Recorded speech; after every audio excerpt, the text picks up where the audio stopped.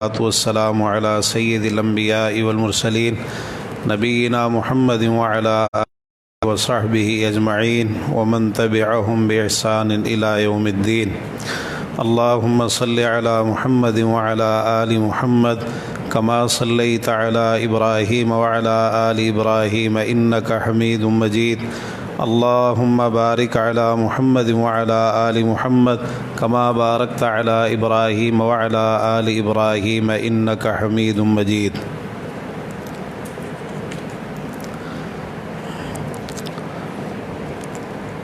ہم نے اللہ تعالیٰ کی توفیق سے اس سے قبل حرب فجار تک پڑھ لیا ہے۔ یہ بتائیے کہ یہ جو حرب فجار ہے اس کو فجار کیوں کہتے ہیں؟ جی ہاں جی، حرمت والے مہینوں میں یہ جنگیں واقع ہوئی۔ اور دوسرا سبب کیا ہے اس نام کا؟ ایک سبب اور جی، حرام چیزوں کو حلال سمجھا، ایک دوسرے کی حرام چیزوں کو حلال سمجھ لیا گیا۔ کل کتنی حروب فجار ہوئیں؟ 4۔ ہمارے پیارے نبی صلی اللہ علیہ وسلم نے کون سی حرب فجار میں شرکت کی؟ فجار البراز۔ کس کو قتل کیا گیا تھا جس کی وجہ سے یہ جنگ برپا ہوئی؟ عروہ بن عتبہ کو۔ رسول اللہ صلی اللہ علیہ وسلم کی اس وقت عمر مبارک کتنی تھی؟ 20 سال۔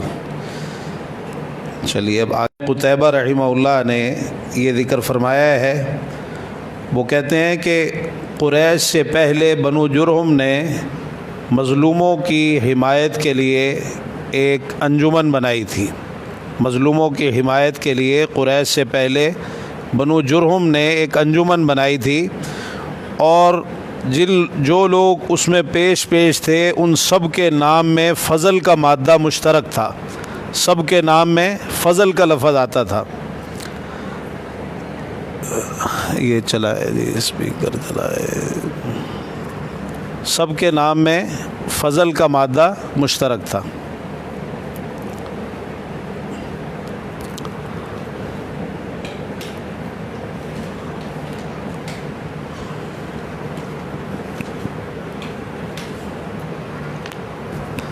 تو اس وقت جن لوگوں نے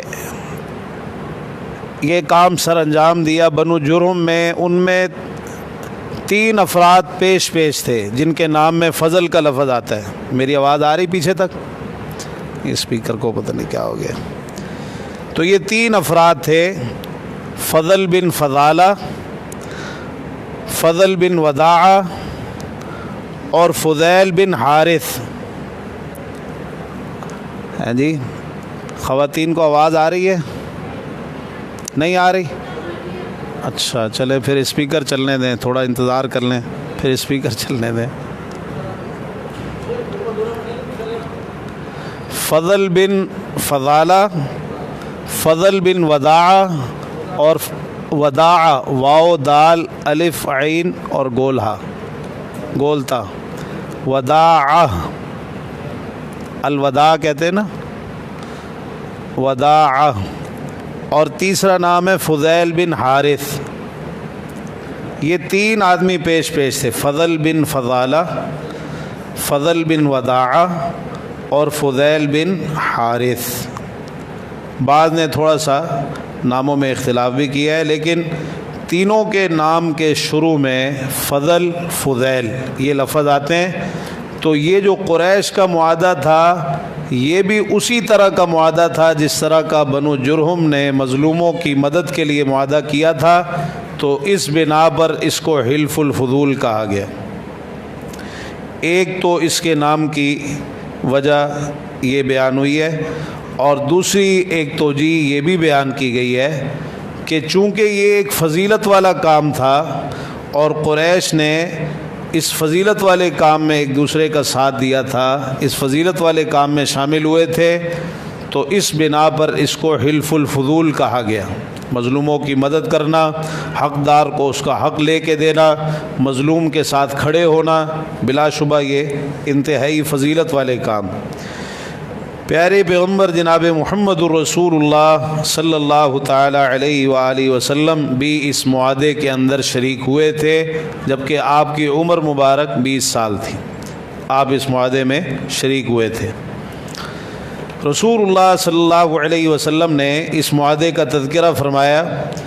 آپ نے فرمایا کہ لقد شہدت فی دار عبد اللہ ابن جدعان حلفا لو دعیت به فی الاسلام لاجبت، کہ عبداللہ بن جدعان کے گھر پر ایک معاہدے کے اندر میں شریک ہوا، اگر اب دور اسلام میں بھی مجھے اس معاہدے کے لیے بلایا جائے تو میں لبیک کہوں گا، میں ضرور اس پکار کو قبول کروں گا۔ فرمایا تحالفوا ان ترد الفضول علی اہلہا، سب نے آپس میں یہ حلف اٹھایا کہ جس کا کوئی حق کسی کے پاس ہوگا، حقدار کو اس کا وہ حق لوٹایا جائے گا، حقدار کو اس کا وہ حق لوٹایا جائے گا۔ وَأَن لَا يَعُزَّ ظَالِمٌ مَظْلُومًا، اور کوئی ظالم کسی مظلوم کے اوپر غالب نہیں آئے گا، کوئی ظالم کسی مظلوم کے اوپر غالب نہیں آئے گا۔ اس وقت کی جو صورتحال تھی، اس میں جس کی لاٹھی اس کی بھینس، یہ قانون چلا کرتا تھا۔ جس کا زور ہوتا تھا، دباؤ ہوتا تھا، جس کے پاس نفری زیادہ ہوتی اور جس کا قبیلہ طاقتور ہوتا، وہ تو جو ہے وہ اپنا حق لے لیا کرتا تھا، لیکن جو کمزور ہوتے تھے، غریب ہوتے تھے اور معاشرے کا جو کمزور طبقہ تھا، ان کو کوئی پوچھنے والا بھی نہیں تھا، ان کی کوئی داد رسی کرنے والا نہیں تھا۔ حتیٰ کہ ایسا ہوتا کہ باہر سے پردیسی آتے، مسافر آتے، ان کے ساتھ ظلم ہوتا، زیادتی ہوتی، کوئی ان سے سودا لے لیتا، اس کی رقم ادا نہ کرتا یا اور کسی طریقے سے ان کو دباتا۔ تو یہ معاہدہ اس دور میں ایک بہت عظیم کارنامہ تھا۔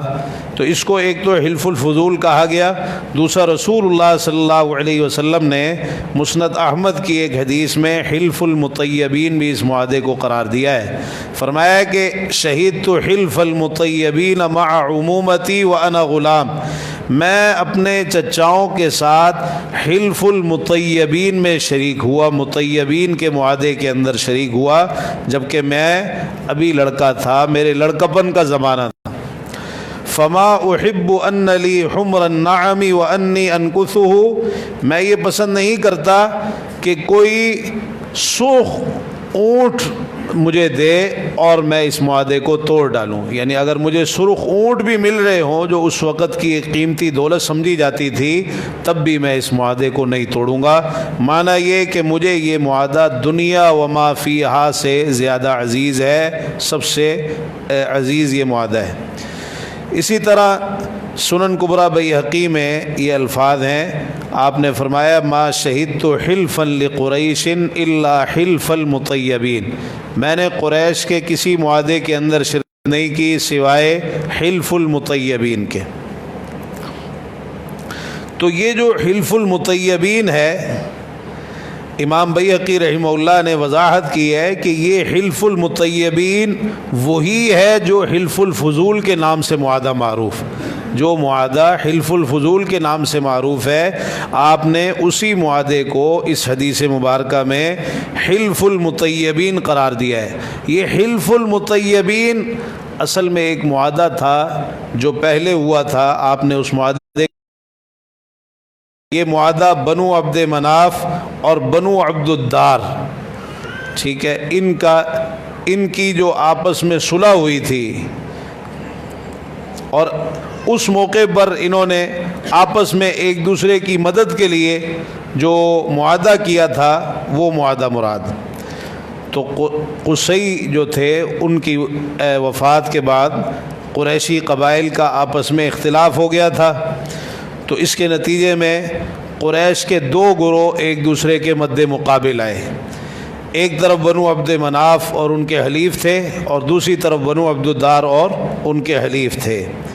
تو بنو عبد مناف نے خوشبو سے بھرا ہوا ایک پیالہ یہ کعبہ کے اندر لے کے آئے اور اپنے خوشبو والے پیالے میں ڈبو کر انہوں نے یہ حلف اٹھایا تھا ہم نے اس معاہدے، اور ہم نے بتایا تھا کہ خوشبو سے بھرا ہوا وہ پیالہ جو ایک خاتون لے کے آئی تھی، تو اس میں سب نے بنو عبد مناف کے جتنے لوگ تھے انہوں نے اپنا ہاتھ اس پیالے کے اندر ڈالا، اور پھر اس کے بعد اپنے اس معطر ہاتھوں کو کعبہ کی دیوار کے ساتھ مس کیا، کعبہ کی دیوار کے ساتھ لگایا۔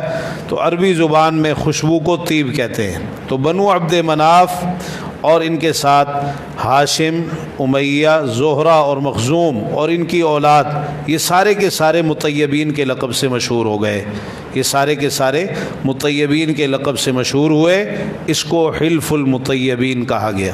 اور دوسری طرف بنو عبد الدار تھے اور ان کے حلیف قبائل تھے، انہوں نے بھی کعبہ کے اندر حلف کہ ہم ایک دوسرے کا چھوڑیں گے، نہ ہم میں سے کوئی اپنے حلیف کو دشمن کے حوالے کرے گا۔ یہ لوگ احلاف کہلائے، حلف المطیب، مطیبین بنو عبد مناف اور ان کے حلیف مطیبین کہلائے، اور بنو عبد الدار اور ان کے حلیف یہ احلاف کہلائے۔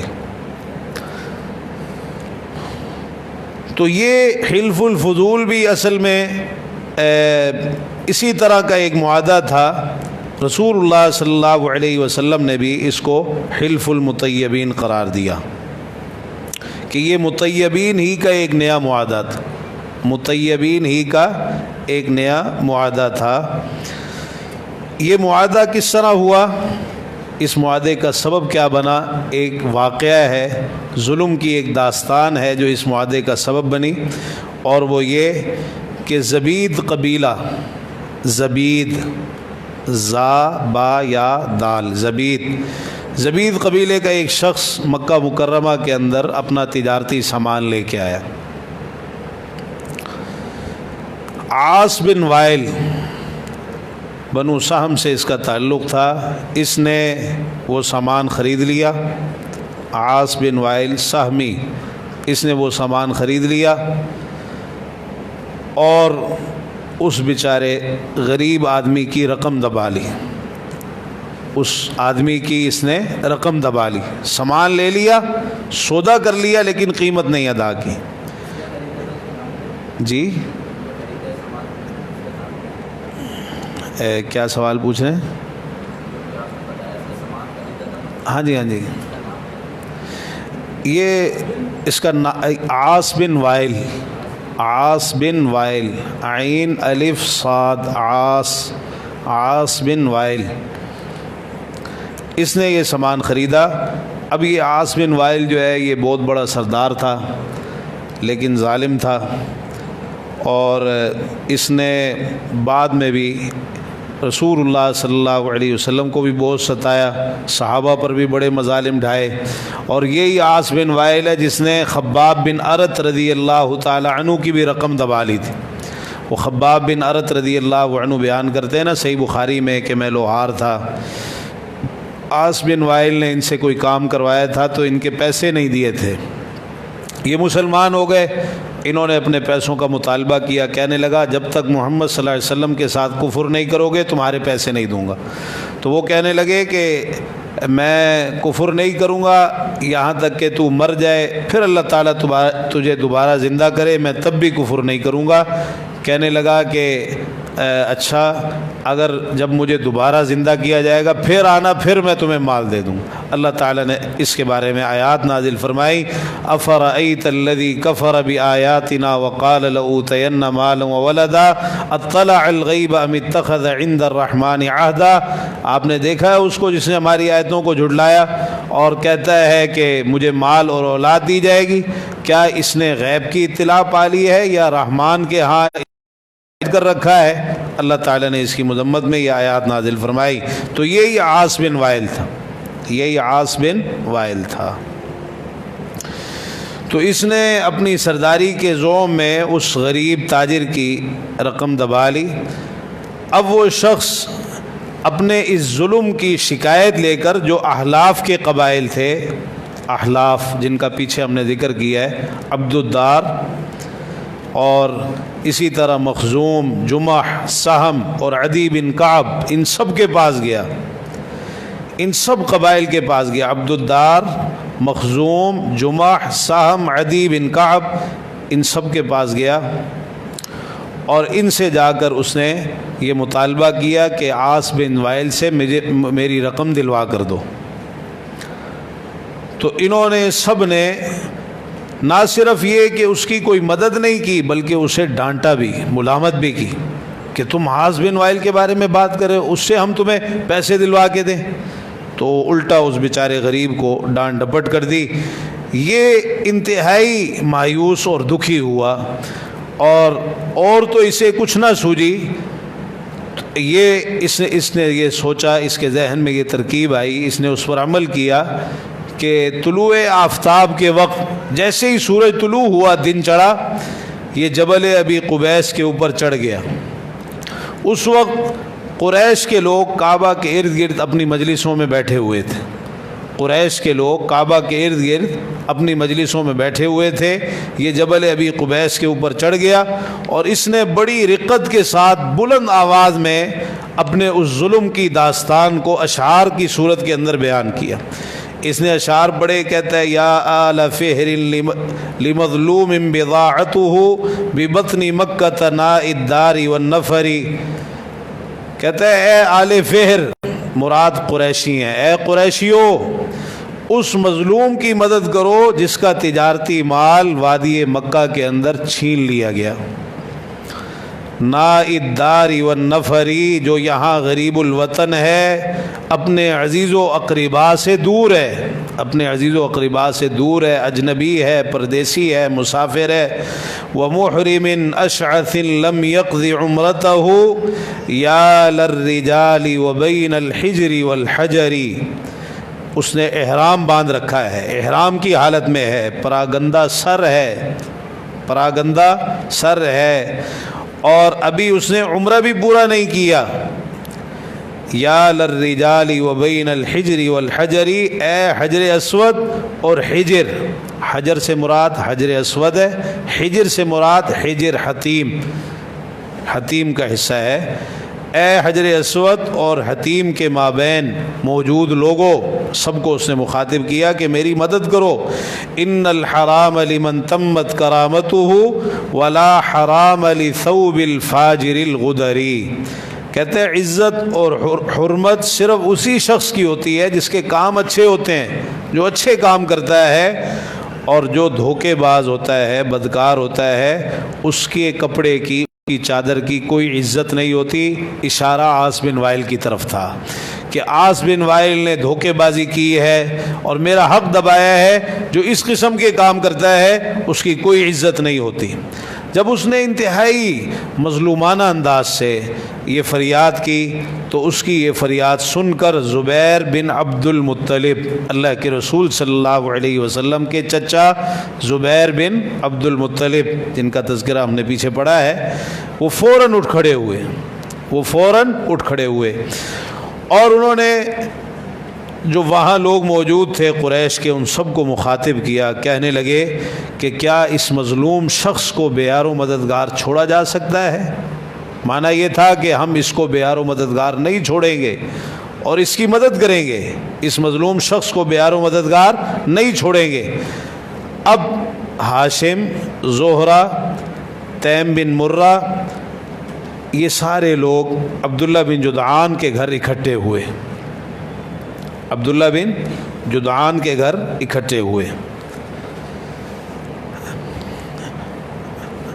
تو انہوں نے پھر آپس میں عہد کیا، ان لوگوں نے آپس میں عہد کیا کہ ہم مظلوم کی مدد کے لیے متحد اور ایک ہوں گے، مظلوم کی مدد کے لیے ہم متحد ہوں گے اور ایک ہوں گے، یہاں تک کہ ظالم مظلوم کا حق ادا کر دیں، یہاں تک کہ ظالم مظلوم کا حق ادا کر دیں۔ اور ہم اپنے یہ معاہدہ کیا انہوں نے آپس میں، اور کہنے لگے کہ ہم اپنے اس معاہدے پر اس وقت تک قائم رہیں گے جب تک سمندر میں پانی کا ایک قطرہ بھی موجود ہے۔ یعنی یہ محاورے کے طور پہ کہا جاتا تھا، یعنی ہمیشہ قائم رہیں گے اپنے اس معاہدے پر، اور اس معاہدے سے انحراف نہیں کریں گے جب تک سمندر میں پانی کا ایک قطرہ بھی موجود ہے، اور ثبیر اور حرا پہاڑ، یہ دو پہاڑ ہیں، ثبیر اور حرا پہاڑ مکہ کے یہ دو پہاڑ ہیں، جب تک یہ پہاڑ اپنی جگہ پر قائم ہے اور سمندر میں پانی کا ایک قطرہ موجود ہے، ہم اس معاہدے پر قائم رہیں گے۔ اور ساتھ یہ بھی اس بات پر بھی معاہدہ کیا کہ جو روزمرہ کے آپس کے معاملات ہیں اس میں بھی ایک دوسرے کی مدد کریں گے۔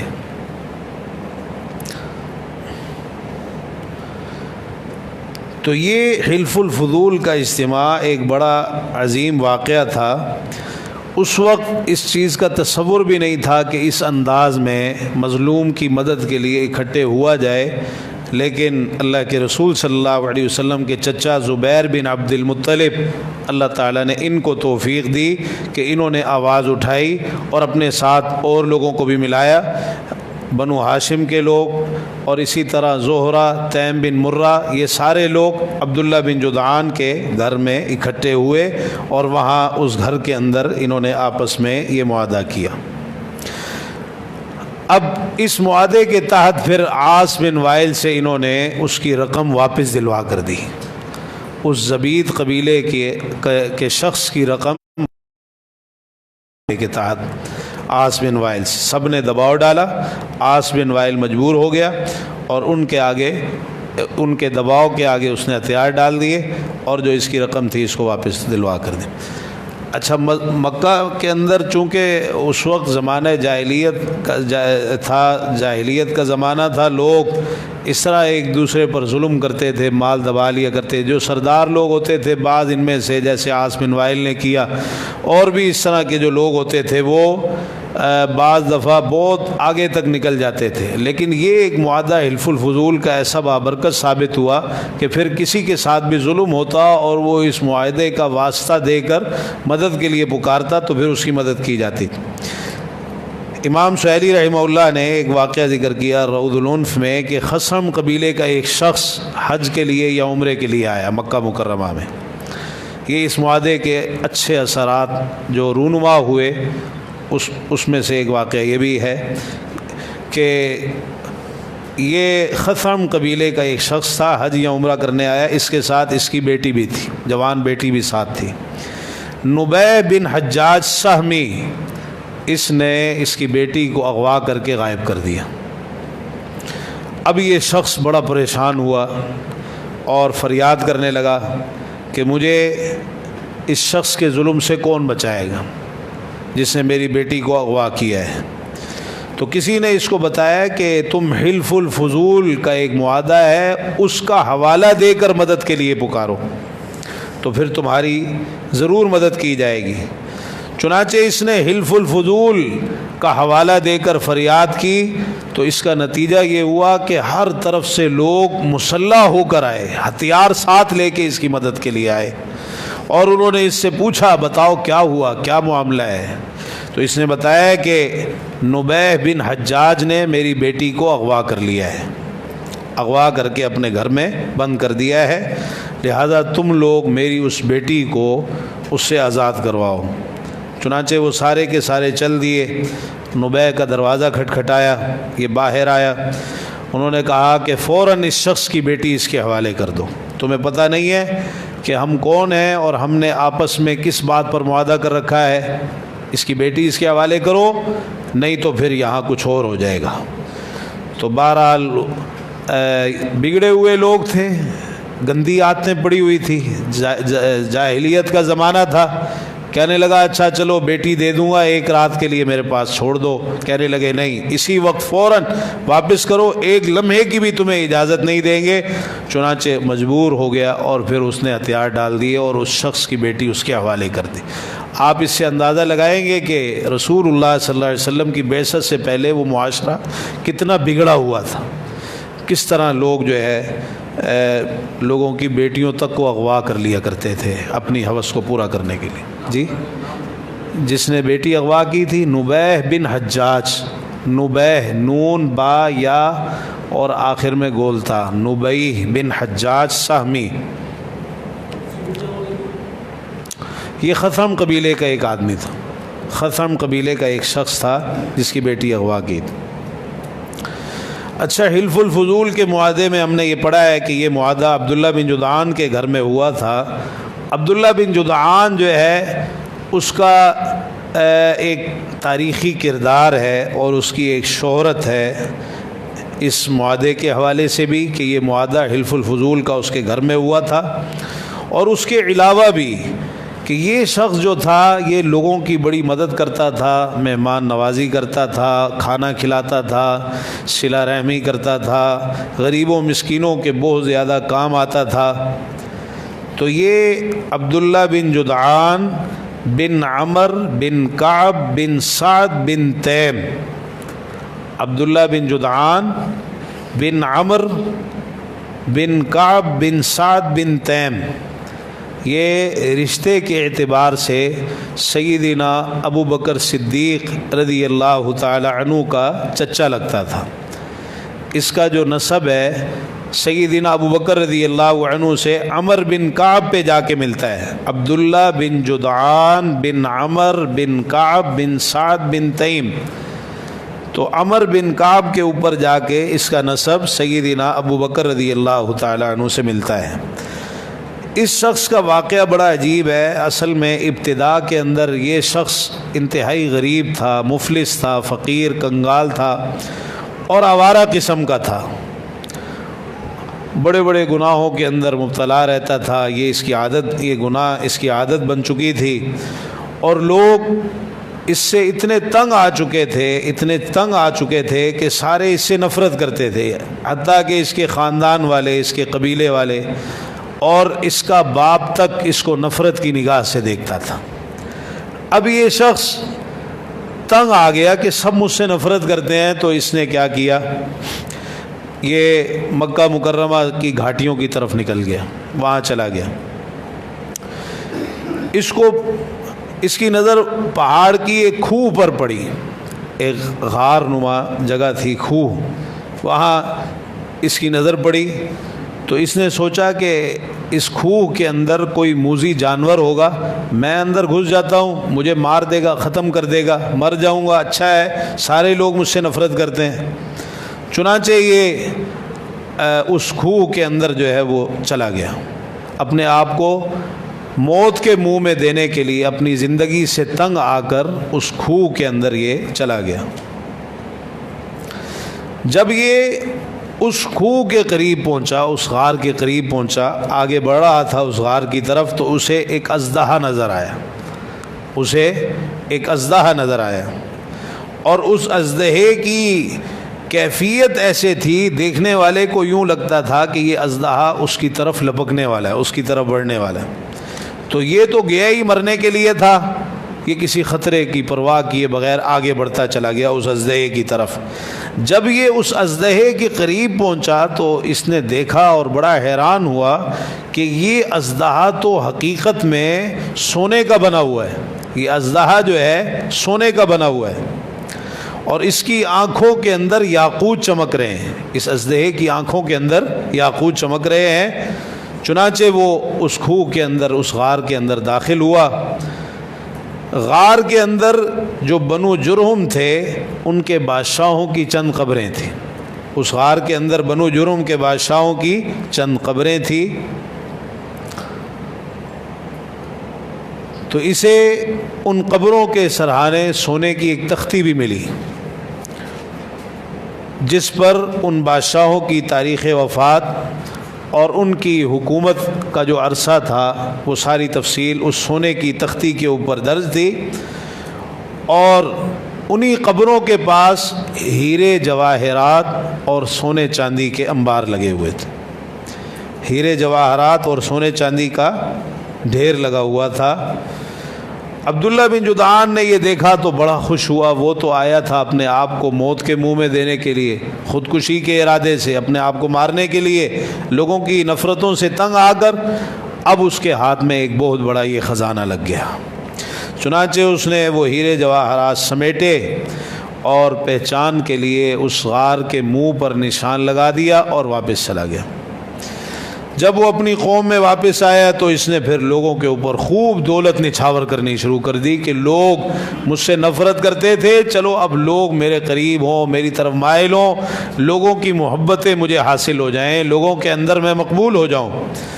چنانچہ اس غرض سے لوگوں کو باقاعدہ طور پر یہ کھانا کھلایا کرتا تھا۔ شام کی طرف گیا، اس نے 2000 اونٹ بھیجے جن پر گندم، شہد اور گھی لدا ہوا تھا، یہ سارا سامان لدا ہوا تھا۔ پھر اس نے ایک منادی کو مقرر کر دیا جو روزانہ رات کو خانہ کعبہ کی، بیت اللہ کی چھت پر چڑھ کر لوگوں کو کھانے کی دعوت دیتا تھا اور کہتا تھا ہلموا الی جفنۃ ابن جدعان، لوگوں ابن جدعان کے برتن کی طرف آؤ، ابن جدعان کے برتن کی طرف آؤ، یعنی اس کی دعوت کو قبول کرو۔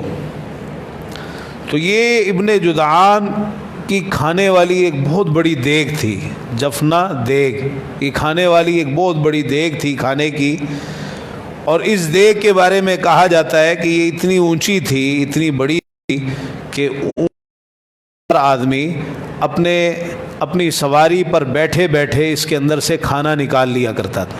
اونٹ پر سوار شخص بیٹھے بیٹھے اونٹ پر اس کے اندر سے کھانا نکال لیا کرتا۔ بہت بڑی یہ دیگ تھی ابن جدعان کی۔ اور یہ بھی منقول ہے کہ ایک مرتبہ یہ حادثہ ہوا کہ ایک بچہ اس دیگ کے اندر گرا تو اس کی موت واقع ہو گئی، ڈوب گیا اندر، اتنی بڑی یہ دیگ تھی۔ اور رسول اللہ صلی اللہ علیہ وسلم سے بھی اگرچہ سند میں کلام ہے، لقد كنت استظل بظل جفنۃ عبد اللہ ابن جدعان سکۃ عمین، فرمایا کہ میں سخت گرمی کے اندر عبداللہ بن جدعان کی دیگ کے نیچے سایہ حاصل کرتا تھا، عبداللہ سایہ حاصل کرتا تھا سخت گرمی کے اندر۔ تو یہ اس کی فیاضی تھی، لوگوں کو کھانا کھلانا، لوگوں کے کام آنا۔ اصل میں ہم نے اس کا تذکرہ اس لیے بھی کیا ہے کہ یہی وہ شخص تھا جس کے متعلق ام المومنین سیدہ عائشہ صدیقہ طاہرہ مطہرہ عفیفہ کائنات رضی اللہ تعالی عنہا نے اللہ کے رسول صلی اللہ علیہ وسلم سے پوچھا تھا کہ آپ یہ بتائیے کہ عبداللہ بن جدعان صلہ رحمی کرتا تھا، زمانہ جاہلیت میں مہمان نوازی کرتا تھا، مسکینوں کو کھانا کھلاتا تھا اور لوگوں کی مدد کیا کرتا تھا، فَهَلْ ذَاكَ نَافِعُ، کیا یہ سارے کام اس کو فائدہ دیں گے؟ بڑے عظیم کام ہیں، بڑے اچھے کام ہیں، صلہ رحمی کرنا، ہمارے دین میں بھی ان کاموں کی بڑی اہمیت ہے، تو یہ سارے کام کیا اس کو فائدہ دیں گے؟ تو آپ نے فرمایا لا، نہیں، کوئی فائدہ نہیں ہوگا۔ اِنَّهُ لَمْ يَقُلْ يَوْمًا رَبِّ اغْفِرْ لِي خَطِيئَتِي يَوْمَ الدِّينِ، ایک دن بھی اس نے یہ نہیں کہا اے میرے پروردگار تو قیامت کے دن میرے گناہوں کو معاف فرما دینا، ایک دفعہ بھی اس نے یہ نہیں کہا اے میرے پروردگار قیامت کے دن میرے گناہوں کو معاف فرما دینا۔ معنی یہ کہ اس نے اسلام قبول نہیں کیا تھا، ایمان نہیں لایا تھا، اس نے یہ کام کیے، دنیا میں اس کی شہرت ہو گئی، لوگوں میں اس کا چرچا ہو گیا، نیک نامی ہو گئی، لوگوں میں مقبول ہو گیا۔ اب یہ ساری نیکیاں تو اس وقت فائدہ دیتی ہیں نا جب ایمان ہو، یہ بڑا اہم نقطہ ہے۔ عقیدہ توحید اساس ہے، بنیاد ہے ہر نیکی کے قبول ہونے کے لیے، چاہے کوئی شخص کتنی صلہ رحمی کرے، کھانا کھلائے، غریبوں کی مدد کرے، لوگوں کے ساتھ اچھا معاملہ کرے، اچھا برتاؤ کرے، اعلیٰ اخلاق کا مظاہرہ کرے، اگر توحید نہیں ہے، ایمان نہیں ہے، اسلام نہیں ہے تو سب کچھ بیکار، سب کچھ بیکار۔ یہاں ایک عبداللہ بن جدعان کا واقعہ ہے، اسی مسئلے میں ایک اور واقعہ ہم یہاں ذکر کر دیتے ہیں کہ یہ عاص بن وائل،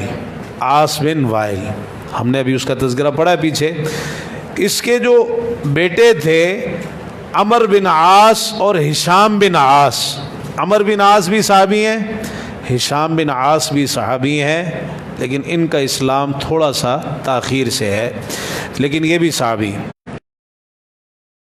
سے پہلے نظر مانی، 100 اونٹ نہر کرنے کی اس نے نظر مانی۔ اب یہ مر گیا، اپنی نظر کو پورا نہ کر سکا، تو یہ دو بیٹے اس کے عمر بن عاص اور ہشام بن عاص، انہوں نے آپس میں طے کیا کہ ہم والد کی نظر کو پورا کریں گے، 50 اونٹ اپنے ذمے لیتے ہیں۔ ہشام بن عاص نے اپنے حصے کے 50 اونٹ نہر کر دیے باپ کی نظر کو پورا کرنے کے لیے، مسند احمد میں یہ واقع ہے۔ اور عمر بن عاص کہنے لگے کہ نہیں، پہلے میں اللہ کے رسول صلی اللہ علیہ وسلم سے پوچھوں گا پھر نظر پوری کروں گا۔ چنانچہ انہوں نے رسول اللہ صلی اللہ علیہ وسلم سے پوچھا، آپ نے فرمایا ابوک فلو کان اقر بالتوحید فصمت وتصدقت عنہ نفعہ ذلک، اگر تمہارا باپ توحید اللہ کی وحدانیت قبول کر لیتا، پھر تم اس کی طرف سے روزہ رکھتے، صدقہ کرتے تو اسے فائدہ ہوتا۔ اب کوئی فائدہ نہیں، 100 اونٹ بھی نہر کر لو اس کو کچھ نہیں ملے گا، کوئی فائدہ نہیں ہوگا۔ اور یہ دعا بھی جو اس حدیث میں آئی کہ عبداللہ بن جدعان نے ایک دن بھی یہ نہیں پڑھا رب اغفر لی خطیئتی یوم الدین، اس سے پتہ چلتا ہے کہ یہ الفاظ، یہ کلمات بڑی اہمیت کے حامل ہیں، ان کو پڑھنا چاہیے۔ ابراہیم علیہ السلام کے الفاظ ذکر ہوئے نا قرآن مجید میں، ان کی دعائیں ذکر ہوئی ہیں، تو انہوں نے کیا کہا تھا؟ الذي خلقني فهو يهدين والذي هو يطعمني ويسقين وإذا مرضت فهو يشفين والذي يميتني ثم يحيين والذي أطمع أن يغفر لي خطيئتي يوم الدين۔ ابراہیم علیہ السلام نے کہا مجھے امید ہے کہ وہ اللہ قیامت کے دن، یوم الدین بدلے کا دن، مراد قیامت کا دن، قیامت کے دن میرے گناہوں کو معاف فرما دے گا، میری غلطیوں کو معاف فرما دے گا۔ تو یہ کلمات رب اغفر لی خطیئتی یوم الدین پڑھنے چاہیے۔ اس کے بعد آگے چلیے، رسول اللہ صلی اللہ علیہ وسلم کی عمر مبارک 25 سال ہو گئی اور آپ نے شام کی طرف ایک تجارتی سفر کیا۔ تجارت کے اس وقت کا ایک بڑا معزز پیشہ تھا، قریش کے ہاں اس کی بہت زیادہ اہمیت تھی، جو بھی تاجر تھا اس کو وہ بڑی اہمیت دیتے تھے اور قدر و منزلت کی نگاہ سے دیکھتے تھے، اور جو تجارت نہیں کرتا تھا اس کو ان کے ہاں اس کی کوئی خاص اہمیت نہیں ہوا کرتی تھی۔ رسول اللہ صلی اللہ علیہ وسلم نے بھی تجارت کے پیشے کو اختیار کیا۔ آپ کے والد بھی تجارت کیا کرتے تھے، اور ہم نے پیچھے پڑھا ہے کہ آپ کے والد ہوئی وہ تجارتی سفر سے واپسی کے دوران میں ہوئی۔ کہاں سے واپس آ رہے تھے تجارتی سفر میں؟ ہے جی، شام سے واپس آ رہے تھے، شام سے واپس آ رہے تھے۔ اسی طرح آپ کے جو پردادا ہاشم تھے، جنہوں نے یہ جو تجارتی سفر تھے ان کی داغ بیل ڈالی تھی اور ان کا آغاز کیا تھا باقاعدہ طور پر، تو ہاشم بن عبد مناف، تو ان کی وفات کہاں ہوئی تھی؟ ہاشم بن عبد مناف کی وفات کہاں ہوئی تھی؟ جی پیچھے پڑھا ہے نا آپ نے، غزہ کے اندر ہوئی تھی۔ کہاں ہوئی تھی؟ غزہ کے اندر۔ وہ تجارتی سفر پر گئے ہوئے تھے، غزہ کے اندر ہی وہاں ان کی وفات ہوئی، غزہ فلسطین میں، اور وہیں فوت ہوئے، وہیں دفن کیا گیا ان کو۔ رسول اللہ صلی اللہ علیہ وسلم نے تجارتی جو سفر کیا، اس سے پہلے بھی آپ ایک سفر تجارتی کر چکے تھے۔ کتنی عمر تھی آپ کی اس وقت؟ ایک تجارتی سفر اس سے پہلے بھی آپ نے کیا تھا، 12 سال۔ 12 سال کی عمر میں کس کے ساتھ گئے تھے؟ چچا ابو طالب کے ساتھ۔ چچا ابو طالب کے ساتھ آپ نے شام کی طرف تجارتی سفر کیا تھا، لیکن آپ شام نہیں گئے تھے، آپ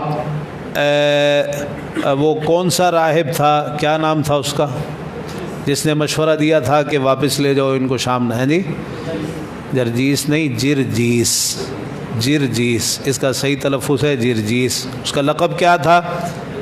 بحیرہ، بحیرہ، بحیرہ راہب۔ اس کے مشورے پر آپ کو آپ کے چچا نے واپس بھیج دیا تھا۔ یہ شام کا تجارتی سفر جو آپ نے کیا، یہ اس وجہ سے کیا کہ آپ کے چچا ابو طالب وہ مالی طور پر انتہائی کمزور تھے، تو آپ نے ان کی مدد کے لیے اس سے پہلے اہل مکہ کی بکریاں بھی چرائی تھیں، اور اب ابو طالب کے کہنے پر ابو طالب نے بھی آپ کو تجارت کی طرف مائل کیا کہ آپ اس تجارتی پیشے کو اختیار کریں۔ اپنے حالات سے تنگ آ کر ابو طالب نے اپنے بھتیجے کو تجارت کا یہ رستہ دکھایا اور کہنے لگے، ابو طالب نے کہا کہ اے میرے بھتیجے، میں کوئی مالدار شخص نہیں ہوں اور ہمارے حالات تنگ سے تنگ تر ہوتے چلے جا رہے ہیں، مفلسی نے ڈیرے ڈال رکھے ہیں، ہمارے پاس کوئی دولت بھی نہیں ہے اور کوئی اتنا ساز و سامان بھی نہیں ہے کہ ہم اپنی تجارت کر سکیں۔ تو ایسا کرو کہ تمہاری قوم کا قافلہ یعنی قریش کا قافلہ شام جانے کے لیے تیار ہے، اور خدیجہ بنت خویلد وہ بھی بعض لوگوں کو قافلے کی صورت میں روانہ کرتی ہیں جو ان کے لیے انہی کے مال سے تجارت کرتے ہیں اور نفع کماتے ہیں۔ مال سارا خدیجہ بنت خویلد کا ہوتا ہے رضی اللہ تعالی عنہا، سارا مال ان کا ہوتا ہے، انہی کے مال سے تجارت کرتے ہیں اور نفع کماتے ہیں، اور اس نفع کے اندر شریک ہوتے ہیں۔ اس کو مضاربہ کہا جاتا ہے۔ مضاربہ ایک آدمی کا سرمایہ ہے، دوسرے کی محنت ہے، نفع نقصان طے کر کے آپس میں یعنی جو بھی نفع ہے اس کو طے کر کے پھر پرسنٹیج کے حساب سے طے کر کے نفع نقصان کے اندر شریک ہو جاتے ہیں۔ ایک کا مال ہے، دوسرے کی محنت ہے، ایک کا مال ہے، دوسرے کی محنت ہے، اس کو مضاربہ کہا جاتا ہے۔ تو خدیجہ بنت خویلد بھی اس طرح تجارت کرتی ہیں۔ ایسا کرو کہ تم ان کے پاس جاؤ اور ان کے سامنے جا کر اپنی خدمات پیش کرو، یقین ہے کہ وہ تمہیں اس کام کے لیے منتخب کر لیں گی اور تمہیں دوسروں پر ترجیح دیں گی، کیونکہ تمہاری پاکیزگی کے جو چرچے ہیں ان سے یقیناً وہ بھی بے خبر نہیں ہوں گی، ان کو بھی پتہ ہوگا۔ رسول اللہ صلی اللہ علیہ وسلم کے آپ کی سچائی، آپ کی امانت داری، جیسے جیسے دن گزر رہے تھے، آپ کی عمر بڑھ رہی تھی، قریش میں آپ کے چرچے ہوتے چلے جا رہے تھے۔ تو ابو طالب نے آپ کو یہ مشورہ دیا اور ساتھ یہ بھی کہا کہ میں اگرچہ تمہارا شام جانا مناسب نہیں سمجھتا اور مجھے تمہارے بارے میں یہودیوں سے خطرہ بھی ہے، لیکن اب اس کے سوا کوئی چارہ کار نہیں ہے، تم بڑے ہو گئے ہو، لہذا اب تم یہ کام کرو۔ رسول اللہ صلی اللہ علیہ وسلم کو آپ نے اس چیز کو پسند نہیں کیا کہ آپ خود جا کر خدیجہ بنت خویلد سے کہیں، جیسا کہ ابو طالب نے مشورہ دیا تھا۔ تو آپ نے اپنے چچا سے یہ کہا، فَلَعَلَّهَا أَن تُرْسِلَ إِلَيَّ فِي ذَلِكَ، ہو سکتا ہے خدیجہ خود ہی میری طرف پیغام بھیج دے۔ اگر خدیجہ تک میرے چرچے، میرا تذکرہ ان تک پہنچ چکا ہوگا تو ہو سکتا ہے کہ خدیجہ کی طرف سے خود ہی پیغام آ جائے، یعنی آپ نے اس کو مناسب نہیں سمجھا کہ آپ خود سے جا کر خدیجہ بنت خویلد کے سامنے اپنے آپ کو پیش کریں۔ ابو طالب کہنے لگے، اچھا پھر مجھے ڈر ہے کہ تمہارے علاوہ کسی اور کو بھیج دیں گی اور تم پیچھے رہ جاؤ گے۔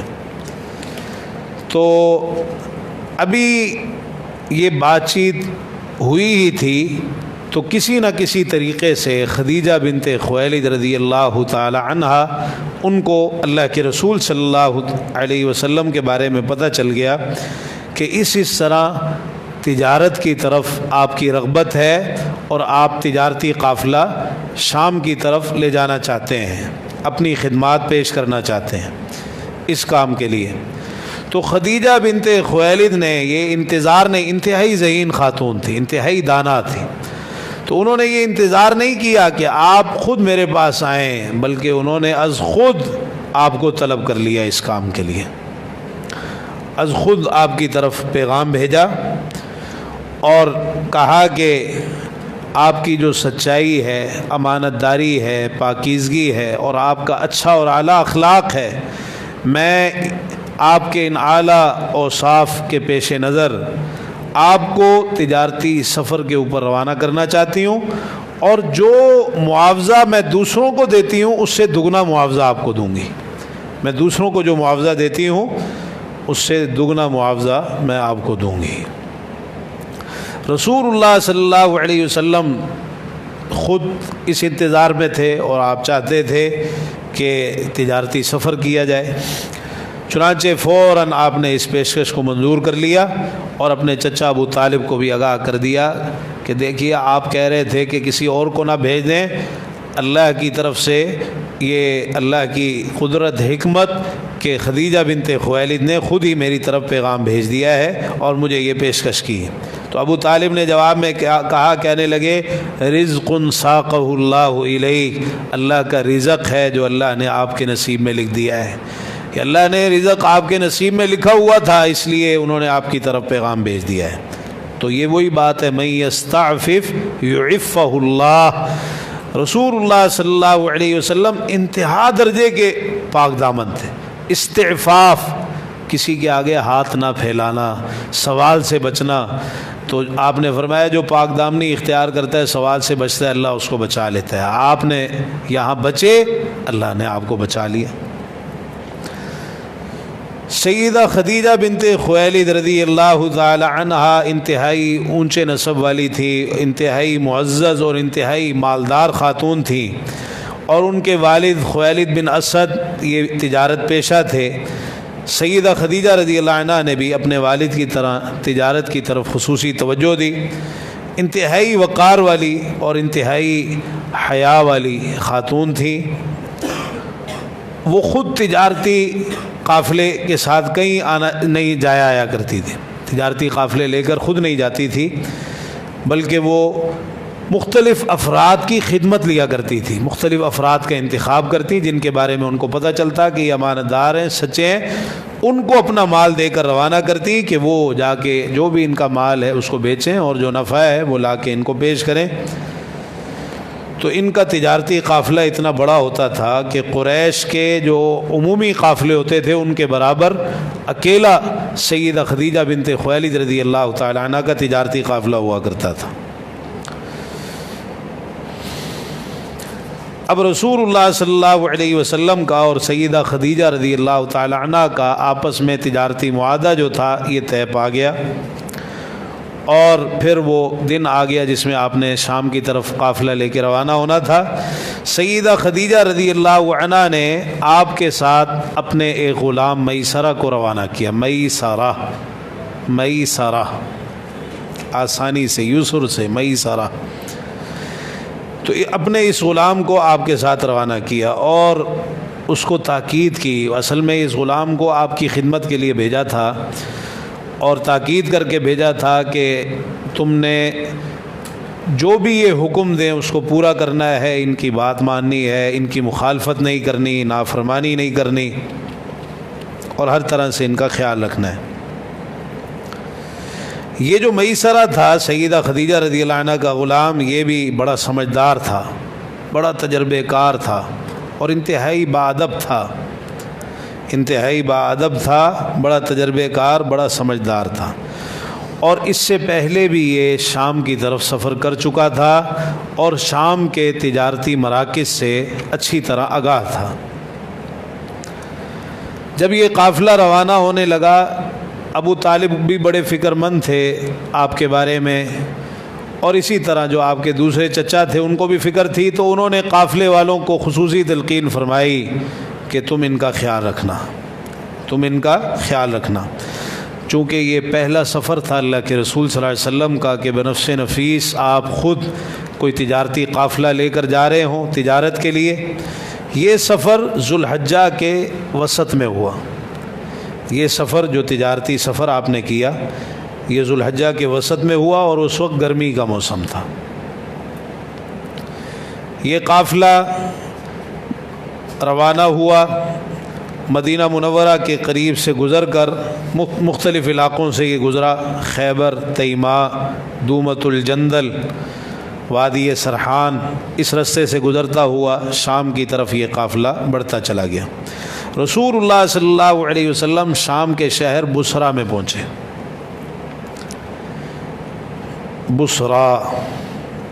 بصرہ با صاد بصرہ، اچھا جی، یہ جو شہر ہے یہ مکہ مکرمہ سے 1600 کلومیٹر شمال کی جانب ہے، 1600 کلومیٹر مکہ مکرمہ سے شمال کی جانب یہ شہر واقع۔ آپ جب بصرہ میں پہنچے تو آپ نے یہاں ایک راہب کے گرجے کے پاس ایک درخت کے سائے میں آرام کے لیے ٹھہرے۔ آپ یہاں بصرہ میں ایک راہب کے گرجے کے پاس درخت کے سائے میں آرام کے لیے ٹھہرے۔ اس راہب کا نام نستورہ تھا، نستورہ سین کے ساتھ، نستورہ طا طوطے والی طا، نستورہ آخر میں الف ہے، یا بعض روایات میں نستور بھی ذکر ہوا ہے الف کے بغیر، نستور۔ یہ نستورہ جو تھا یہ میسرہ کو جانتا تھا، چونکہ میسرہ نے پہلے بھی سفر کر رکھا تھا۔ اس راہب نے جب اللہ کے رسول صلی اللہ علیہ وسلم کو دیکھا تو یہ بڑا حیران ہوا۔ اس نے پوچھا کہ یہ جو شخص درخت کے نیچے آرام فرما رہے ہیں یہ کون ہے؟ اس نے میسرہ سے پوچھا۔ میسرہ نے جواب دیا، کہنے لگا یہ قریش کے ایک شخص ہیں اور اہل حرم میں سے ہیں، اہل حرم میں سے، حرم کے باسیوں میں سے ہیں، حرم کے رہنے والوں میں سے ہیں۔ اہل حرم کی بڑی ایک اہمیت تھی کہ حرم کے باسی ہیں، تو کہنے لگا یہ قریش کے ایک آدمی ہیں اور حرم کے باسیوں میں سے ہیں۔ نستورہ کہنے لگا اس درخت کے نیچے نبی کے سوا کبھی کوئی شخص نہیں ٹھہرا، اس درخت کے نیچے نبی کے سوا کبھی کوئی نہیں ٹھہرا،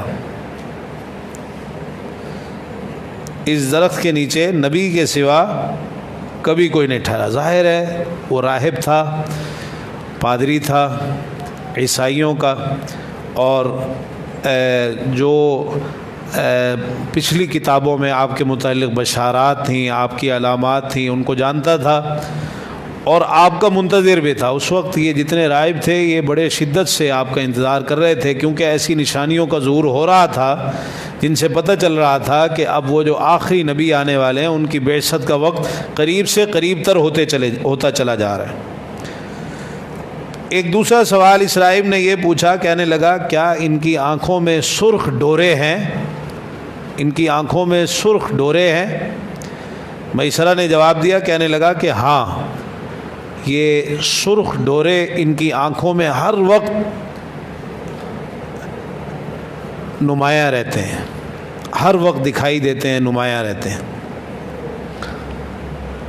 وہ نستورہ کہنے لگا اچھا پھر یہ وہی ہیں، یہ وہی ہیں، یہ آخری نبی ہیں، یہ آخری نبی ہیں۔ ساتھ ہی کہنے لگا کاش میں انہیں اس وقت پالوں جب ان کی بعثت ہوگی، جب ان کو نبوت اور رسالت عطا کی جائے گی، کاش میں ان کو اس وقت پالوں۔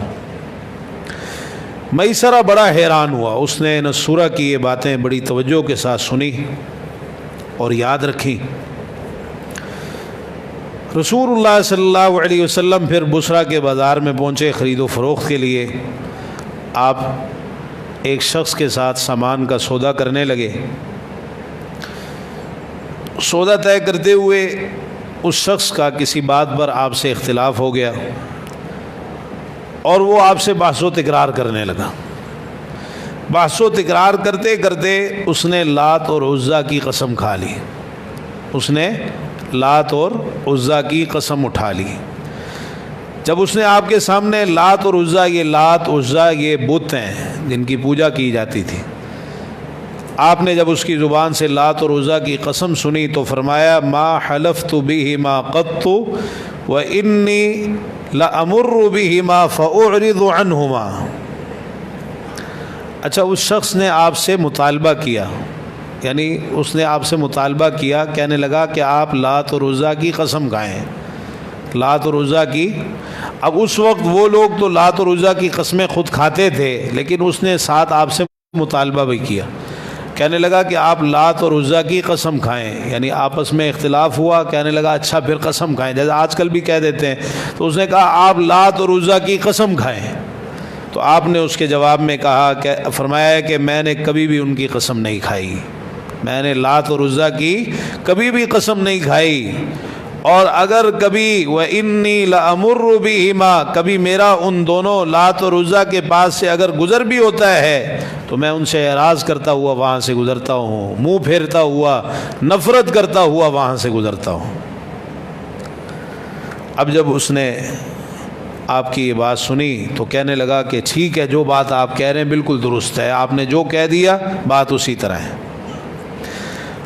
اب یہ شخص میسرہ کو تنہائی میں لے گیا علیحدگی میں، اور بڑے رازدارانہ انداز میں کہنے لگا اللہ کی قسم یہ شخص جو ہیں یہ نبی ہیں، اللہ کی قسم یہ نبی ہیں، اور ان کے اوصاف ہمارے احبار ہمارے علماء اپنی کتابوں میں پاتے ہیں۔ یہودیوں کے جو عالم ہوتے تھے ان کو حبر کہا جاتا تھا، قرآن میں بھی اتخذوا احبارهم ورهبانهم۔ تو کہنے لگا کہ ہمارے جو احبار ہیں، ہمارے علماء ہیں، وہ اپنی کتابوں کے اندر ان کے اوصاف پاتے ہیں۔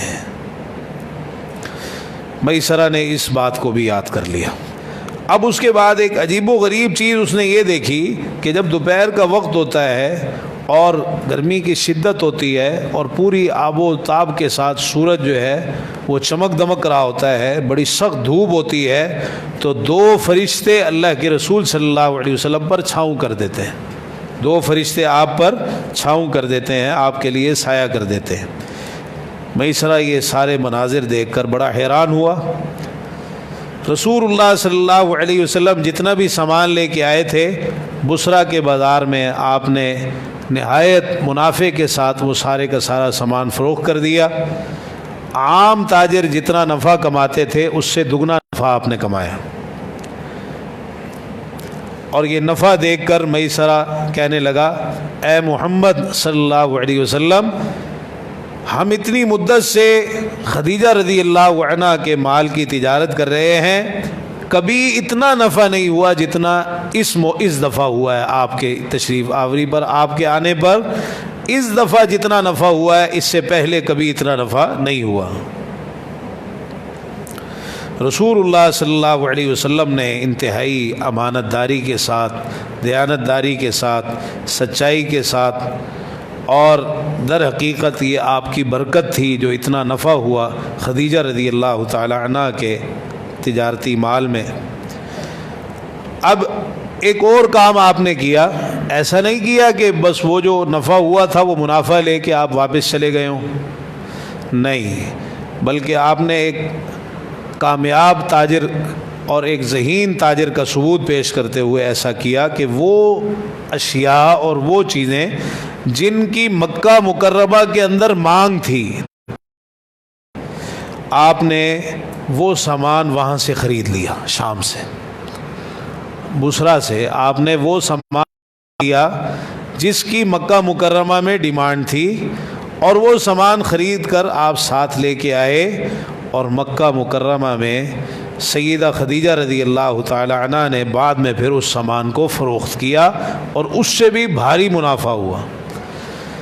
جو سامان مکہ مکرمہ میں جس کی ڈیمانڈ تھی، جن چیزوں کی ڈیمانڈ تھی، جو چیزیں مطلوب تھیں، آپ وہاں سے وہ خرید کے لائے، سیدہ خدیجہ رضی اللہ عنہ کے حوالے کی، انہوں نے پھر وہ چیزیں مکہ مکرمہ میں فروخت کی جس سے ان کو بھاری منافع حاصل ہوا۔ اچھا خیر، یہ تجارتی قافلہ جب واپس آیا بصرہ سے اور واپسی کے لیے روانہ ہوا، رسول اللہ صلی اللہ علیہ وسلم مر الظہران پہنچے، مر الظہران واں کے ساتھ، مر الظہران ایک جگہ کا نام۔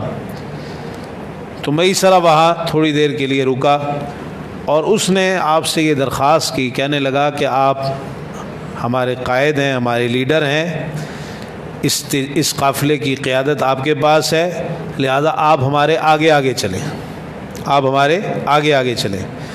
رسول اللہ صلی اللہ علیہ وسلم نے اس کی بات کو قبول کیا، آپ ایک سرخ اونٹ پر سوار ہو کر آگے آگے چل پڑے، اور میسرہ سے پہلے مکہ مکرمہ میں پہنچ گئے۔ میسرہ سے پہلے آپ مکہ مکرمہ میں پہنچ گئے۔ دوپہر کا وقت تھا۔ سیدہ خدیجہ رضی اللہ عنہ اس وقت اپنی سہیلیوں کے ساتھ اپنے مکان کے بالا خانے پر بیٹھی ہوئی تھی۔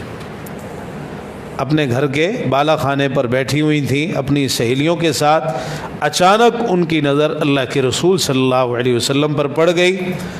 انہوں نے دیکھا کہ آپ سرخ اونٹ پر سوار ہو کر مکہ مکرمہ تشریف لا رہے ہیں، اور آپ کا اونٹ جو ہے تیزی کے ساتھ دوڑ رہا ہے۔ دو فرشتوں نے آپ کے اوپر سایہ کیا ہوا ہے، دوپہر کا وقت تھا، آپ کے لیے سایہ کیا ہوا ہے دو فرشتوں نے۔ خدیجہ رضی اللہ تعالی عنہ بہت خوش ہوئیں، اور جو سہیلیاں اس وقت وہاں موجود تھیں ان کو بھی انہوں نے یہ منظر دکھایا۔ رسول اللہ صلی اللہ علیہ وسلم تشریف لائے، سیدہ خدیجہ بھی بڑی شدت سے انتظار کر رہی تھیں۔ آپ نے آ کر سارا حساب کتاب دیا، جو کچھ کمایا تھا وہ ان کے حوالے کیا۔ میسرہ ابھی تک نہیں پہنچے تھے، بعد میں پیچھے پیچھے میسرہ بھی آ گئے۔ اب میسرہ نے وہ سارے واقعات جو رستے میں دیکھے تھے وہ سیدہ خدیجہ رضی اللہ تعالی عنہ کو بتائے۔ نستورہ نے وہ بھی بتایا، اور وہ جو ایک شخص کے ساتھ خرید و فروخت کے معاملے میں جس نے آپ کے ساتھ تکرار کی تھی، اس نے آپ کے بارے میں جو کچھ کہا تھا وہ بھی بتایا۔ یہ بھی بتایا کہ آپ نے لات اور عزیٰ کی قسم کھانے سے انکار کیا، اور جو فرشتے آپ کے لیے سایہ کر رہے تھے وہ بھی، یہ سارے واقعات انہوں نے بتائے۔ سیدہ خدیجہ رضی اللہ تعالی عنہ انتہائی خوش ہوئیں، اور جو بھی منافع تھا، معاوضہ تھا، اس کو دیکھ کر انہیں بڑی مسرت ہوئی۔ انہوں نے جو اللہ کے رسول صلی اللہ علیہ وسلم سے معاوضہ طے کیا تھا اس سے بڑھ کر معاوضہ آپ کی خدمت میں پیش کیا۔ اب سیدہ خدیجہ رضی اللہ عنہ کو جب ان کے غلام میسرہ نے کچھ یہ چیزیں بتائیں اور کچھ انہوں نے بھی یہ چیزیں دیکھیں تو بڑی حیران ہوئی۔ اس وقت کے ایک بہت بڑے عیسائی عالم جو سیدہ خدیجہ رضی اللہ عنہ کے چچا زاد بھی تھے، ورقہ بن نوفل، ان کے پاس گئی اور ان سے جا کے انہوں نے بات کی اور ان کو یہ سارے واقعات بتائے، اور یہ بھی بات بتائی جو اس راہب نستورہ نے کہی تھی جب آپ ایک درخت کے نیچے آرام فرما ہوئے کہ اس درخت کے نیچے آج تک نبی کے سوا اور کوئی نہیں ٹھہرا۔ ورقہ بن نوفل نے ساری باتیں سن کے کہا، کہنے لگے کہ جو کچھ تم نے بتایا ہے اگر یہ سچ ہے تو یقیناً محمد صلی اللہ علیہ وسلم اس امت کے نبی ہیں، محمد اس امت کے نبی ہے صلی اللہ علیہ وسلم۔ اور کہا کہ میں پہلے ہی جانتا تھا کہ اس امت میں ایک نبی آنے والے ہیں جن کا انتظار کیا جا رہا ہے، اور یہ اسی نبی کی بعثت کا زمانہ ہے، یہ اسی نبی کی بعثت کا زمانہ ہے۔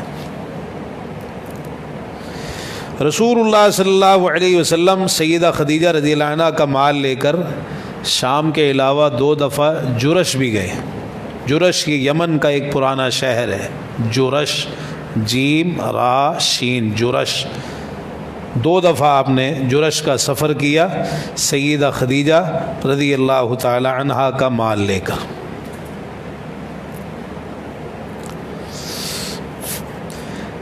اسی طرح رسول اللہ صلی اللہ علیہ وسلم تجارتی سامان لے کر جن علاقوں میں گئے ان میں سے مکہ مکرمہ کے نواح میں تہامہ کا جو حباشہ نامی بازار تھا، حباشہ ہا کے ساتھ، ہا حلوے والی، حباشہ نامی بازار میں بھی آپ گئے۔ یہ تہامہ کا بازار تھا، حباشہ، یہاں بھی آپ تجارتی سامان لے کے گئے۔ سیدنا حکیم بن حزام رضی اللہ عنہ بیان فرماتے ہیں، کہتے ہیں کہ میں نے اللہ کے رسول صلی اللہ علیہ وسلم کو حباشہ کے بازار میں دیکھا تھا، ہا کے ساتھ، حباشہ کے بازار میں آپ کو دیکھا تھا، اور آپ سے میں نے ایک مرتبہ تہامہ کا کپڑا بھی خریدا تھا، آپ سے میں نے ایک مرتبہ تہامہ کا کپڑا بھی خریدا تھا، اور اس موقع پر آپ کے ساتھ قریش کا ایک اور آدمی بھی موجود تھا۔ تو اصل میں بات یہ ہے کہ آپ نے اس تجارت کو ایک پیشے کے طور پر اختیار کیا تھا اور آپ تجارت کرتے رہے، اور یہ بھی بعض روایات سے پتہ چلتا ہے کہ آپ نے بحرین کا بھی سفر کیا تھا، تجارتی سفروں میں بحرین کا سفر بھی آپ کا شامل، بحرین کی طرف بھی آپ نے سفر کیا تھا، کیونکہ جب وفد عبد القیس آپ کے پاس آیا تھا 9 ہجری میں عام الوفود میں، تو آپ نے مختلف مقامات کے نام لیے تھے، ان کے علاقوں کے مختلف مقامات کے نام آپ نے لیے، تو وہ بڑے حیران ہوئے، کہنے لگے کہ اللہ کے رسول صلی اللہ علیہ وسلم، ہمارے ماں باپ آپ پر قربان۔ اشج عبد القیس جو اس وفد کے سردار تھے، تو انہوں نے یہ بات کہی، کہنے لگے کہ آپ تو ہمارے علاقوں کے نام ہم سے بھی زیادہ جانتے ہیں۔ آپ نے اس موقع پہ فرمایا انی قد وطئت بلادکم، میں نے تمہارے علاقوں کو دیکھا ہوا ہے، میں نے تمہارے علاقوں کو دیکھا ہوا ہے۔ تو سیرت نگاروں کا کہنا ہے کہ یہ بحرین کی طرف جو سفر ہیں یہ آپ کے تجارتی سفر ہی ہو سکتے ہیں۔ اچھا، مختلف لوگوں کے ساتھ آپ نے کاروباری شراکت بھی کی ہے۔ ایک تو یہ تجارت اس انداز میں کی آپ نے کہ خدیجہ رضی اللہ عنہ کا مال لے کر آپ گئے، اس کے علاوہ آپ نے مختلف لوگوں کے ساتھ کاروباری شراکت بھی کی ہے۔ سیدنا صائب بن ابی صائب رضی اللہ تعالی عنہ کاروباری شریک کے طور پر ان کا نام حدیث میں بیان ہوا ہے۔ یہ کہتے ہیں کہ فتح مکہ والے دن سیدنا عثمان رضی اللہ عنہ انہوں نے اور رسول اللہ صلی اللہ علیہ وسلم کی پھپھی عاتقہ کے بیٹے ام المومنین ام سلمہ رضی اللہ عنہ کے بھائی زہیر بن ابی امیہ رضی اللہ تعالی عنہ، ان دونوں نے مجھے اللہ کے رسول صلی اللہ علیہ وسلم کے سامنے پیش کیا۔ صائب بن ابی صائب رضی اللہ عنہ بیان فرما رہے ہیں کہ مجھے سیدنا عثمان رضی اللہ عنہ نے اور اللہ کے رسول صلی اللہ علیہ وسلم کی پھپھی عاتقہ کے بیٹے ام سلمہ رضی اللہ عنہ کے بھائی زہیر بن ابی امیہ، انہوں نے مجھے آپ کے سامنے پیش کیا، اور لوگ آپ کے سامنے میری تعریفیں کرنے لگے، تو آپ نے فرمایا لا تعلمونی بہ قد کان صاحبی فی الجاہلیہ، مجھے ان کے بارے میں کچھ نہ بتاؤ، یہ زمانہ جاہلیت میں میرے کاروباری شریک تھے، یہ زمانہ جاہلیت میں میرے کاروباری شریک تھے۔ صائب رضی اللہ عنہ کہتے ہیں یہ سن کر میں نے کہا کہ اللہ کے رسول صلی اللہ علیہ وسلم آپ نے بالکل درست فرمایا، ایسے ہی تھا، اور آپ میرے کتنے اچھے ساتھی تھے، کتنے اچھے شریک تھے، کتنے اچھے پارٹنر تھے۔ رسول اللہ صلی اللہ علیہ وسلم نے صائب رضی اللہ عنہ سے کہا یا صائب انظر اخلاقک التی کنت تصنعها فی الجاہلیت فاجعلها فی الاسلام اقر الضیف واکرم الیتیم واحسن الی جارک۔ صائب، دور جاہلیت میں جو تمہارے اچھے اخلاق تھے ان میں غور کرو، ان کو جاری رکھو، اپنے ان اچھے اخلاقوں کو جاری رکھو، اسلام کے اندر بھی مہمان نوازی کیا کرو، یتیم کی عزت کیا کرو، ہمسایوں کے ساتھ اچھا سلوک کیا کرو۔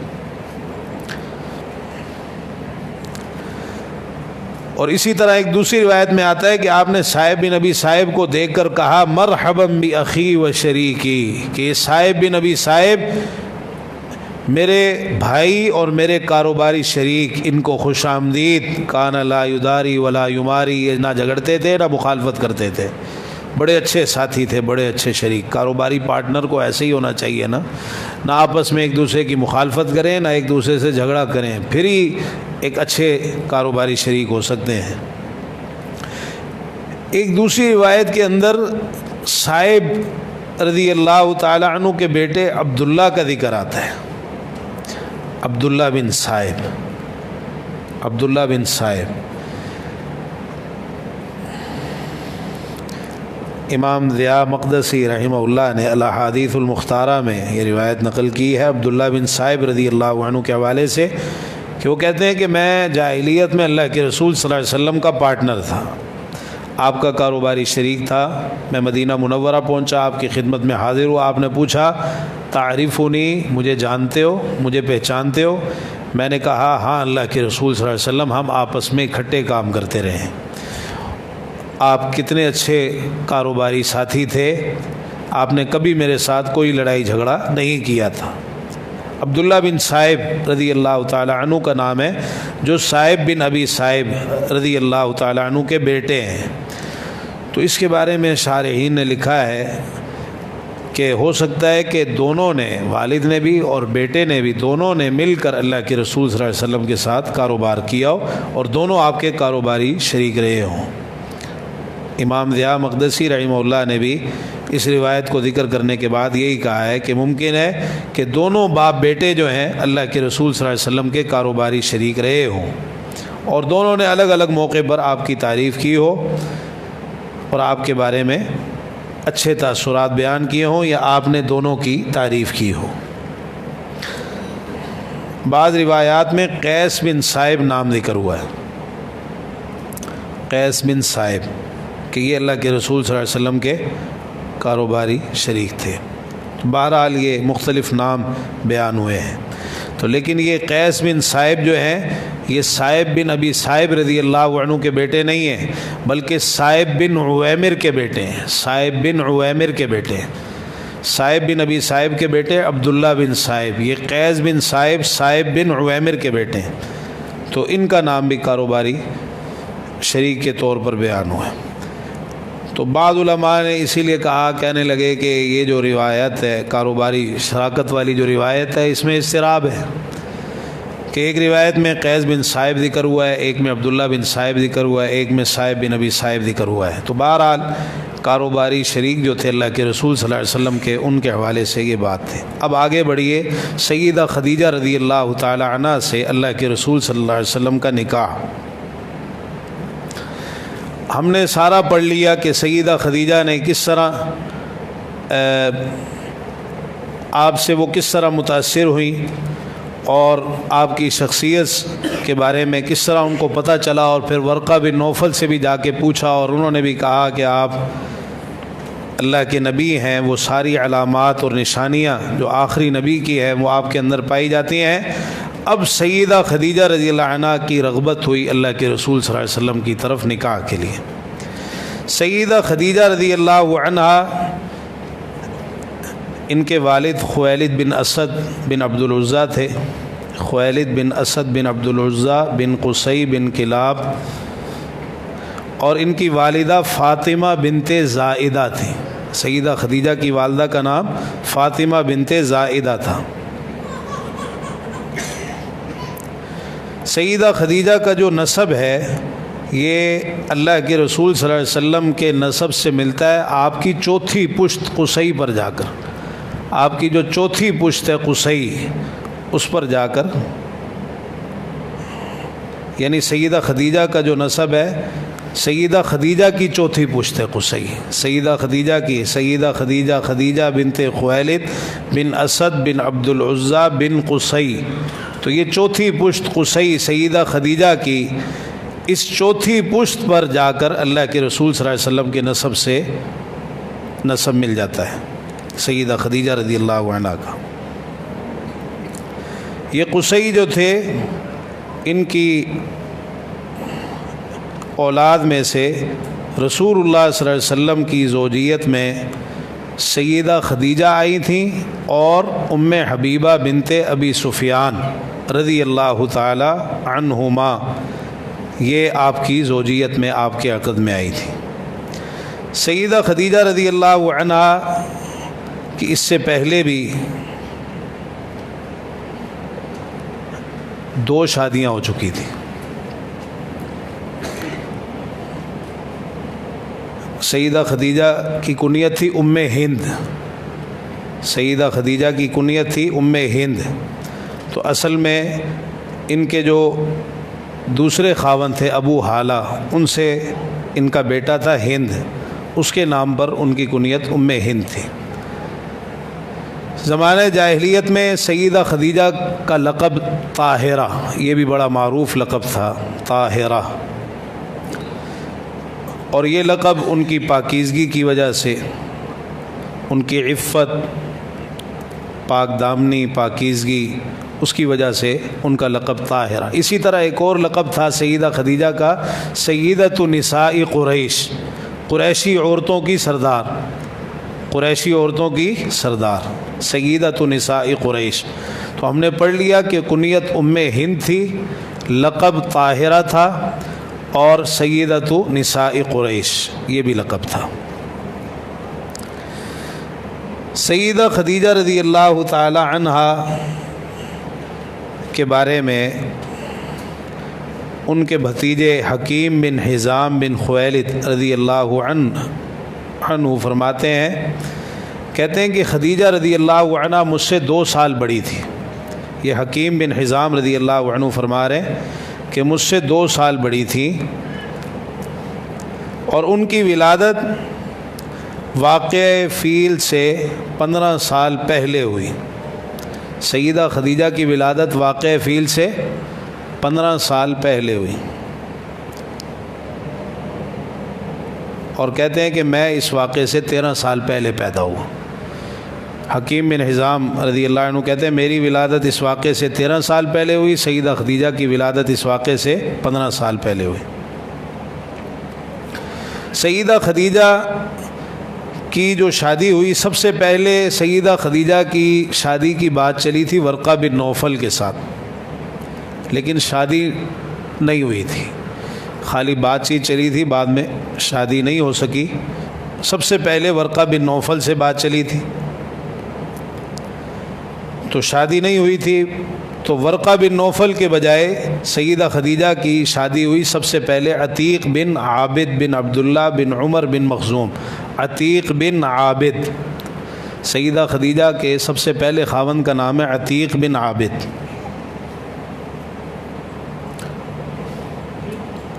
عتیق بن عابد، بعد نے اس کو عائد بھی لکھا ہے، عتیق بن عائد،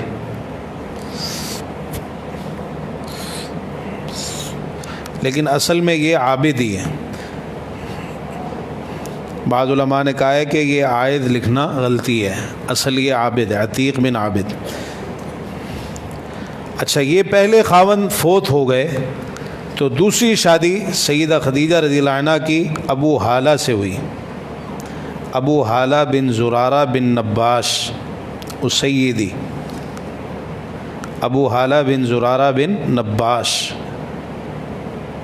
اور پھر یہ بھی فوت ہو گئے، تو تیسرے خاوند سیدہ خدیجہ کے پیارے پیغمبر جناب محمد الرسول اللہ صلی اللہ تعالی علیہ وآلہ وسلم ہوئے۔ سب سے پہلے کس سے شادی ہوئی؟ عتیق بن عابد سے، دوسرے نمبر پر ابو حالہ، تیسرے نمبر پر اللہ کے رسول صلی اللہ علیہ وسلم سے، جس کا تذکرہ ہم ابھی پڑھنے جا رہے ہیں۔ سیدہ خدیجہ کے جو پہلے دونوں خاوند تھے، ان سے جو اولاد ہوئی، ان بچوں کی کل تعداد 5 ہے۔ جو پہلے خاوند تھے عتیق بن عابد، ان سے سیدہ خدیجہ کی ایک بیٹی ہوئی، اس کا نام ہند تھا، اور ہم نے پڑھا کہ اسی ویسے ایک بیٹے کا نام بھی ہند تھا جو دوسرے خاوند سے ہوا، تو سیدہ خدیجہ کی کنیت ام ہند تھی۔ تو ہند جو ہے بیٹی کا نام بھی تھا، یہ بیٹی پہلے خاوند سے ہوئی، اور بیٹے کا نام بھی تھا، اس کا ہم پڑھتے ہیں ابھی، جو دوسرے خاوند سے ہوئے۔ تو یہ ایک بیٹی تھی سیدہ خدیجہ کی، اس کا نام ہند تھا، جو پہلے خاوند سے ہوئی۔ دوسرے خاوند سے ابو حالہ، دوسرے خاوند ابو حالہ، ان سے سیدہ خدیجہ کے 4 بیٹے ہوئے۔ یہ چاروں کے چاروں بیٹے جو تھے، انہوں نے اسلام کا دور پایا، صحابیت کا اعزاز حاصل کیا، اسلام کے لیے بڑی خدمات پیش کی۔ پہلا بیٹا ہے ہند بن ابی حالہ، ہند، پہلے بیٹے کا نام ہے ہند، ہا نون نون، ہا نون دال، ہند، پاکو ہند کہتے ہیں نا، ہند، ہند بن ابی حالہ، یہ شوشے والی ہا ہے، شوشے والی ہا، حالہ۔ یہ جو سیدہ خدیجہ کے بیٹے تھے، انہوں نے بدر کے موقع پر، یہ غزوہ بدر میں شریک ہوئے اور بڑی بہادری کے ساتھ لڑے، احد میں بھی شریک ہوئے۔ 36 ہجری کے اندر واقع جمل میں سیدنا علی رضی اللہ عنہ کی طرف سے لڑتے ہوئے یہ شہید ہوئے۔ 36 ہجری میں شہادت کے مرتبے پر فائز ہوئے۔ ہند انتہائی فصیح و بلیغ تھے، بعض احادیث بھی انہوں نے روایت کی ہیں۔ ہند 36 ہجری میں شہادت کے مرتبے پر فائز ہوئے واقعہ جمل میں، سیدنا علی رضی اللہ عنہ کی طرف سے لڑتے ہوئے شہید ہوئے۔ دوسرے بیٹے کا نام ہے حالہ، حالہ، ہا شوشے والی، حالہ، ابو حالہ ہے نا، تو بیٹے کا نام ہے حالہ۔ اللہ کے رسول صلی اللہ علیہ وسلم ان سے بہت زیادہ محبت فرماتے تھے۔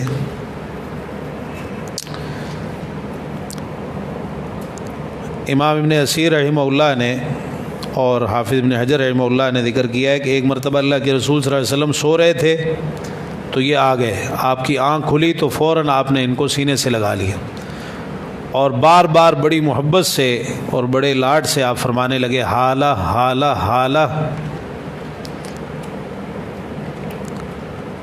اچھا، یہ ایک حالہ سیدہ خدیجہ رضی اللہ عنہا کے بیٹے کا بھی نام ہے اور سیدہ خدیجہ کی بہن کا بھی نام ہے حالہ، حالہ بنت خویلد، بہن کا نام بھی حالہ ہے۔ یہ وہ نام ہے جو بچے اور بچی کے درمیان مشترک ہیں، بچوں کے بھی یہ نام رکھے گئے، بچیوں کے بھی یہ نام رکھے۔ ہند یہ نام ان کی بیٹی کا بھی تھا، بیٹے کا بھی تھا۔ حالہ یہ نام بیٹے کا بھی تھا اور ان کی بہن کا بھی تھا۔ تیسرے بیٹے کا نام ہے حارث، حارث بن ابی حالہ۔ انہوں نے جب اسلام قبول کیا، کھلم کھلا اپنے اسلام کا اظہار کیا، تو قریش نے رکن یمانی کے پاس، جبکہ یہ لوگوں کو، قریش کو اسلام کی دعوت دے رہے تھے، مکی دور کی بات ہے، اس وقت ان پر حملہ کر کے ان کو شہید کر دیا۔ یہ سب سے پہلے وہ عظیم صحابی ہیں جو اللہ کے رسول صلی اللہ علیہ وسلم کا دفاع کرتے ہوئے شہید ہوئے اور اسلام کی خاطر جنہوں نے اپنی جان دی، اپنی جان کا نذرانہ پیش کرنے والے سب سے پہلے سیدنا حارث بن ابی حالہ رضی اللہ عنہ، سیدہ خدیجہ رضی اللہ عنہ کے دوسرے خاوند سے ان کے بیٹے حارث۔ چوتھے بیٹے کا نام ہے طاہر، طاہر، طاہر بن ابی حالہ۔ یہ بھی صحابی ہیں۔ رسول اللہ صلی اللہ علیہ وسلم نے ان کو یمن کے بعض علاقوں کی طرف زکوٰۃ وصول کرنے کے لیے عامل بنا کر روانہ فرمایا تھا۔ طاہر صحابی۔ سیدہ خدیجہ رضی اللہ عنہ کے جب دوسرے خاوند ابو حالہ کا انتقال ہوا، اب ظاہر ہے شادی تو کرنی تھی، مختلف لوگوں نے نکاح کے پیغامات بھیجے، بڑے بڑے مالدار لوگ اور سردار، لیکن سیدہ خدیجہ نے سب کی پیشکشوں کو ٹھکرا دیا اور کسی سے شادی نہیں کی۔ جب رسول اللہ صلی اللہ علیہ وسلم کے بارے میں سیدہ خدیجہ رضی اللہ عنہ کو پتہ چلا اور آپ کے یہ سارے اوصاف، آپ کا کردار، اخلاق اور یہ ساری علامات، تو سیدہ خدیجہ نے آپ سے شادی کرنے کا پروگرام بنا لیا۔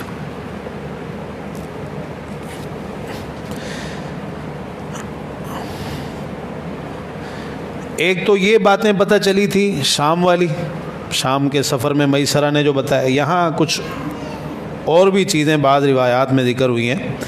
امام طبرانی رحمہ اللہ نے ایک واقعہ ذکر کیا ہے سیدنا جابر بن سمرہ رضی اللہ عنہ کا۔ کہتے ہیں کہ اللہ کے رسول صلی اللہ علیہ وسلم بکریاں چرایا کرتے تھے، یہ اس وقت کی بات، یعنی وہ چیزیں جن کی وجہ سے سیدہ خدیجہ رضی اللہ عنہ آپ کی طرف مائل ہوئیں، ان میں ایک یہ واقعہ بھی۔ تو کہتے ہیں کہ بکریاں مہنگی ہو گئیں اور آپ نے یہ کام چھوڑ دیا، پھر آپ اپنے ایک ساتھی کے ساتھ مل کر اجرت پر اونٹ چرانے لگے۔ تو آپ نے خدیجہ رضی اللہ عنہ کی بہن جو ہیں ان کے بھی اونٹ اجرت پر چرائے، تو آپ نے بھی اور آپ کے اس ساتھی نے بھی۔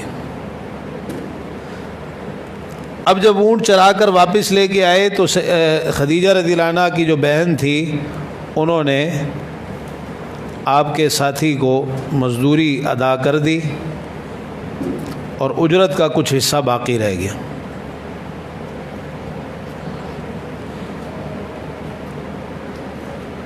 یعنی انہوں نے اجرت ادا کی، کچھ حصہ اجرت کا باقی رہ گیا۔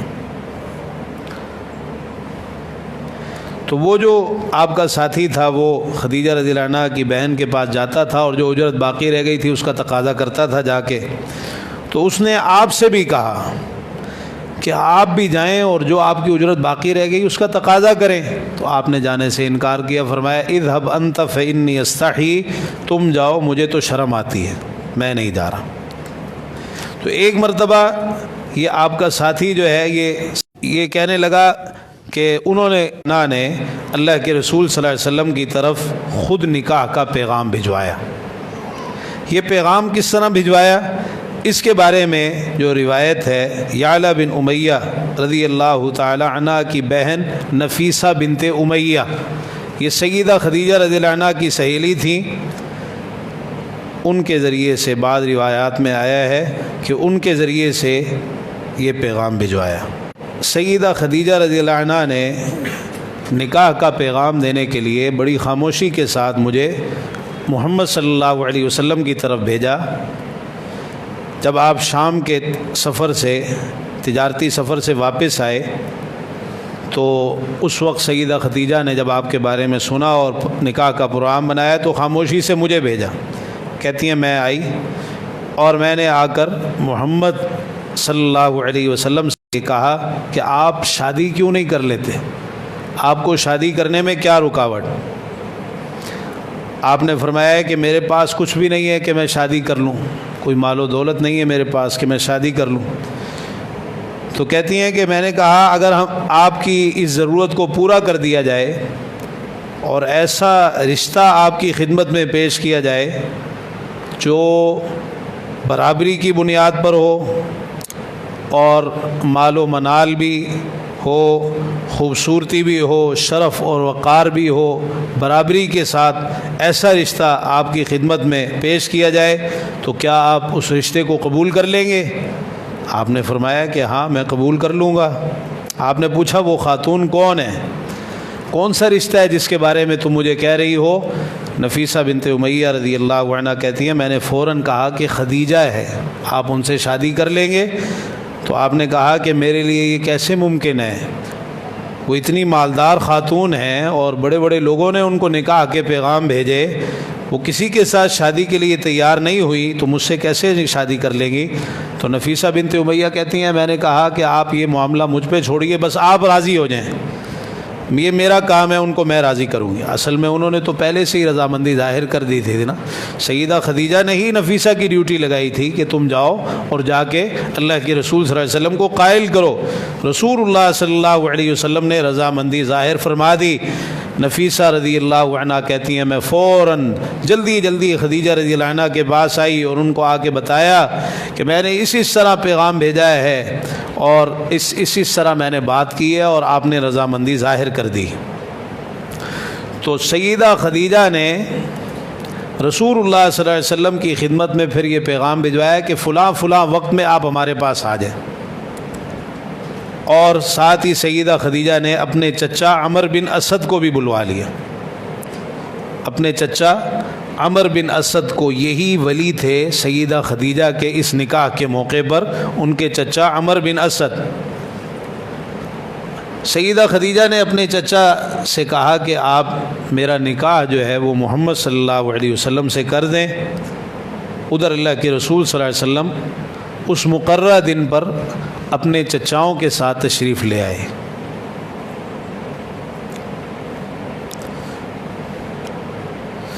اچھا، بعض روایات میں یہ بھی ذکر ہوا ہے کہ جب سیدہ خدیجہ نے آپ کو نکاح کی پیشکش کی تو آپ نے پھر اپنے چچاؤں کے ساتھ مشورہ کیا، اپنے چچاؤں سے پوچھا کہ مجھے کیا کرنا چاہیے۔ سیدنا حمزہ بن عبد المطلب رضی اللہ عنہ جو ہیں انہوں نے پوری طرح آپ کا ساتھ دیا اور فوری طور پر آپ کے ساتھ چلنے کے لیے تیار ہو گئے کہ بالکل آپ یہ شادی کریں اور میں آپ کے ساتھ چلتا ہوں۔ آپ کے ساتھ آئے، اس نکاح میں شریک ہوئے، دیگر چچا بھی تھے۔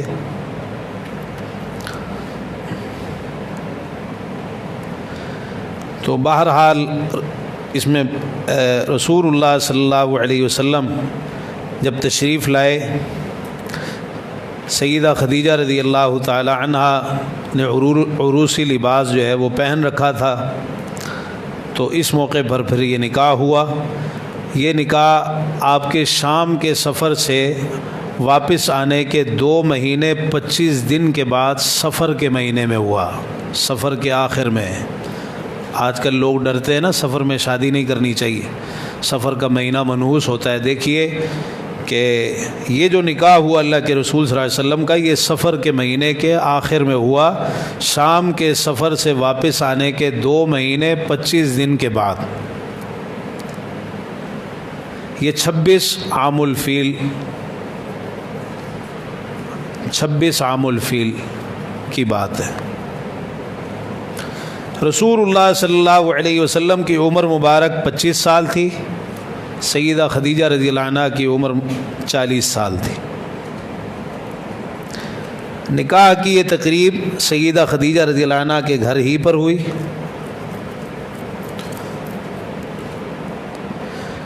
اس موقع پر سیدہ خدیجہ رضی اللہ عنہ نے ایک گائے بھی ذبح کی، لوگوں کے لیے کھانے کا اہتمام کیا، ضیافت کا اہتمام کیا۔ اپنی طاقت کے مطابق اگر ایسا کام کر لیا جائے تو اس میں کوئی حرج نہیں۔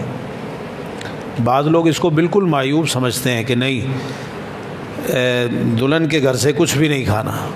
ہاں، ان پر بوجھ نہیں ڈالنا چاہیے، ان کے لیے ان کو مشقت میں نہیں ڈالنا چاہیے، جس طرح ہمارے معاشرے میں آج کل ہوتا ہے، ایک لمبی لسٹ دی جاتی ہے، جی ہم اتنے بندے آئیں گے، پورا لشکر لے کے آئیں گے۔ تو یہ چیزیں غلط ہیں، لیکن اگر اپنی استطاعت کے مطابق کام کیا جائے تو یہ جائز ہے۔ سیدہ خدیجہ رضی اللہ عنہ نے ایک گائے ذبح کی تھی اس موقع پر۔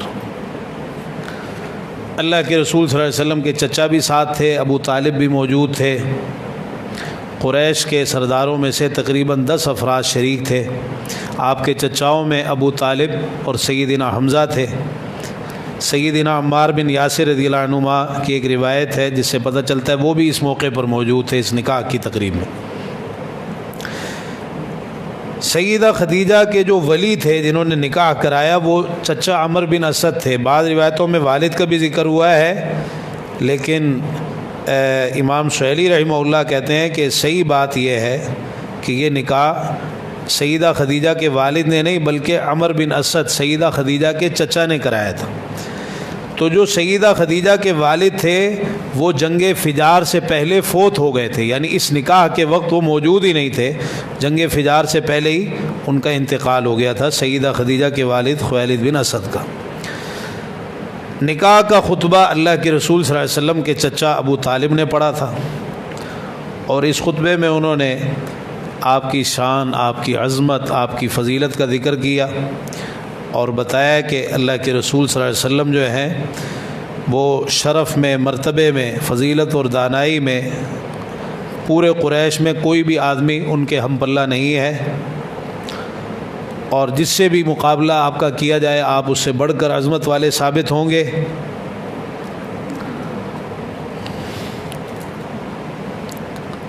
تو یہ نکاح کا خطبہ آپ کے چچا ابو طالب نے پڑھا۔ حق مہر جو ہے 12.5 اوقیہ چاندی، یہ مالی اعتبار سے اس کی جو مالیت بنتی ہے 500 درہم بنتی ہے، 500 درہم یہ حق مہر مقرر ہوا۔ بعض نے 20 اونٹنیوں کا ذکر کیا ہے، تو اس کے درمیان علماء نے یہ تطبیق دی ہے کہ ہو سکتا ہے کہ یہ جو 500 درہم ہے ان کی مالیت 20 اونٹنیوں کے برابر ہو، 20 اونٹنیوں کے برابر ہو۔ تو کچھ نے یعنی 20 اونٹنیاں ہوں جن کی مالیت 500 درہم بنتی ہو، تو کچھ مورخین نے درہموں کی صورت میں حق مہر کو لکھ دیا، اور کچھ نے 20 اونٹنیوں کا سیدھا 20 اونٹنیوں کا ہی ذکر کر دیا۔ تو جب یہ ابو طالب کا خطبہ نکاح ختم ہوا، پھر جواب میں ورقہ بن نوفل نے خطبہ پڑھا، جوابی خطبہ پڑھا، اور ورقہ بن نوفل نے کہا کہ فاشهدوا علی معاشر قریش انی قد زوجت خدیجۃ بنت خویلد من محمد ابن عبداللہ، کہ میں نے، اے قریش کے لوگوں گواہ ہو جاؤ، میں نے خدیجہ بنت خویلد کا نکاح محمد بن عبداللہ سے کر دیا ہے۔ یہ جوابی خطبہ پڑھا ورقہ بن نوفل نے۔ ابو طالب کہنے لگے کہ میری خواہش ہے کہ خدیجہ رضی اللہ عنہ کے چچا عمر بن اسد وہ بھی شریک ہوں، چنانچہ انہوں نے بھی یہی کہا کہ میں نے نکاح کر دیا ہے خدیجہ بنت خویلد کا محمد بن عبداللہ سے صلی اللہ علیہ وسلم، اور ساتھ ہی ایک لفظ کا هو الفحل لا يقطع انفه، اللہ کے رسول صلی اللہ علیہ وسلم کے بارے میں کہ یہ ایسی شخصیت ہیں کہ جن کو کسی بھی صورت میں نظر انداز نہیں کیا جا سکتا۔ نکاح کے بعد ولیمے کا بھی اہتمام کیا گیا، اور اس موقع پر 1 یا 2 اونٹ نحر کیے گئے۔ اللہ کے رسول صلی اللہ علیہ وسلم نے یہ ولیمہ کیا۔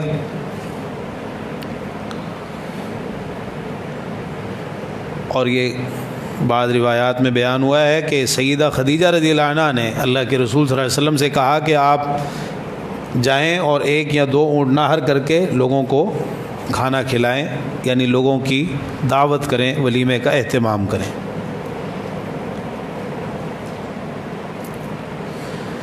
تو اس طرح سیدہ خدیجہ رضی اللہ عنہ کو یہ شرف حاصل ہوا اللہ کے رسول صلی اللہ علیہ وسلم کی پہلی زوجہ بننے کا۔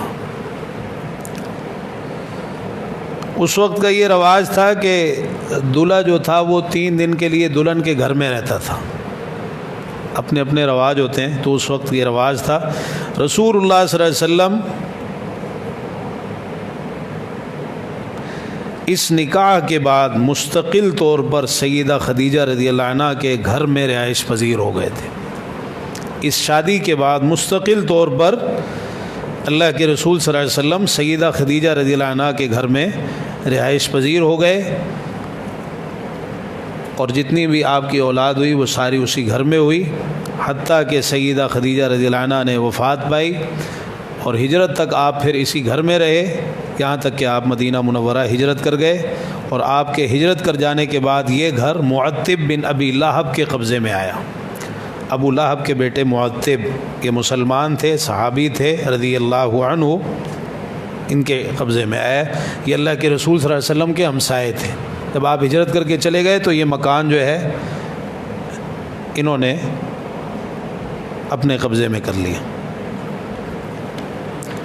سیدہ خدیجہ رضی اللہ عنہ جو ہیں ان کے فضائل اور ان کی عظمت اور ان کی خدمات یہ آپ انشاءاللہ آگے پڑھتے رہیں گے۔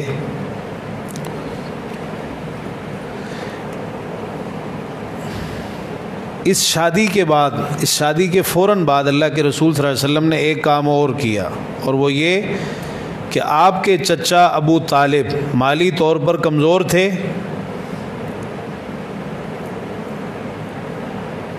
اور ان کا خاندان خاصہ بڑا تھا، اور ان دنوں مکہ مکرمہ میں قحط سالی تھی۔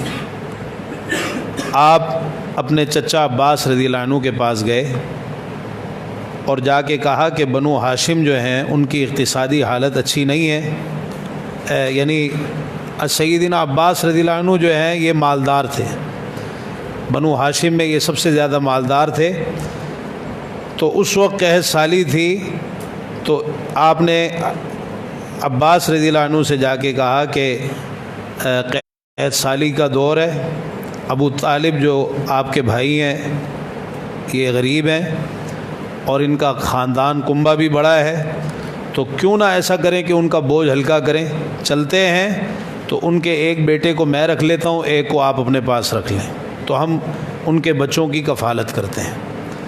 سیدنا عباس رضی اللہ عنہ مان گئے، ابو طالب کے پاس گئے، تو اس موقع پر اللہ کے رسول صلی اللہ علیہ وسلم نے سیدنا علی رضی اللہ عنہ کو اپنی کفالت میں لیا، اور سیدنا عباس رضی اللہ عنہ نے جعفر رضی اللہ عنہ کو اپنی کفالت میں لیا، جعفر بن ابی طالب یہ سیدنا عباس رضی اللہ عنہ کی کفالت میں آئے، اور سیدنا علی رضی اللہ عنہ اللہ کے رسول صلی اللہ علیہ وسلم کی کفالت میں آئے۔ تو سیدنا علی رضی اللہ عنہ کی جو ولادت ہوئی تھی یہ سیدہ خدیجہ سے آپ کے نکاح کے 5 سال بعد ہوئی تھی۔ سیدہ خدیجہ سے آپ کے نکاح کے 5 سال بعد، بعثت سے 10 سال پہلے سیدنا علی رضی اللہ تعالیٰ عنہ کی ولادت ہوئی۔ سیدہ خدیجہ رضی اللہ عنہ نے ایک غلام بھی آپ کی خدمت میں تحفے کے طور پر پیش کیا تھا، جن کو زید بن حارثہ رضی اللہ تعالی عنہما کے نام سے جانا جاتا ہے۔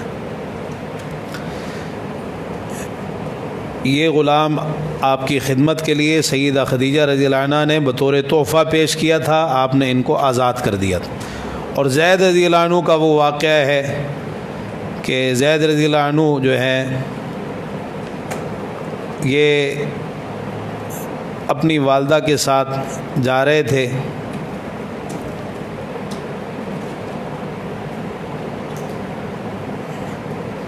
تو بنو قین بن جسر ان کے گھڑ سوار جو تھے، انہوں نے کسی علاقے پر حملہ کرنے جا رہے تھے، تو یہ بنو معن کی بستی سے گزرے، تو انہوں نے زید رضی اللہ عنہ کو اغوا کر لیا۔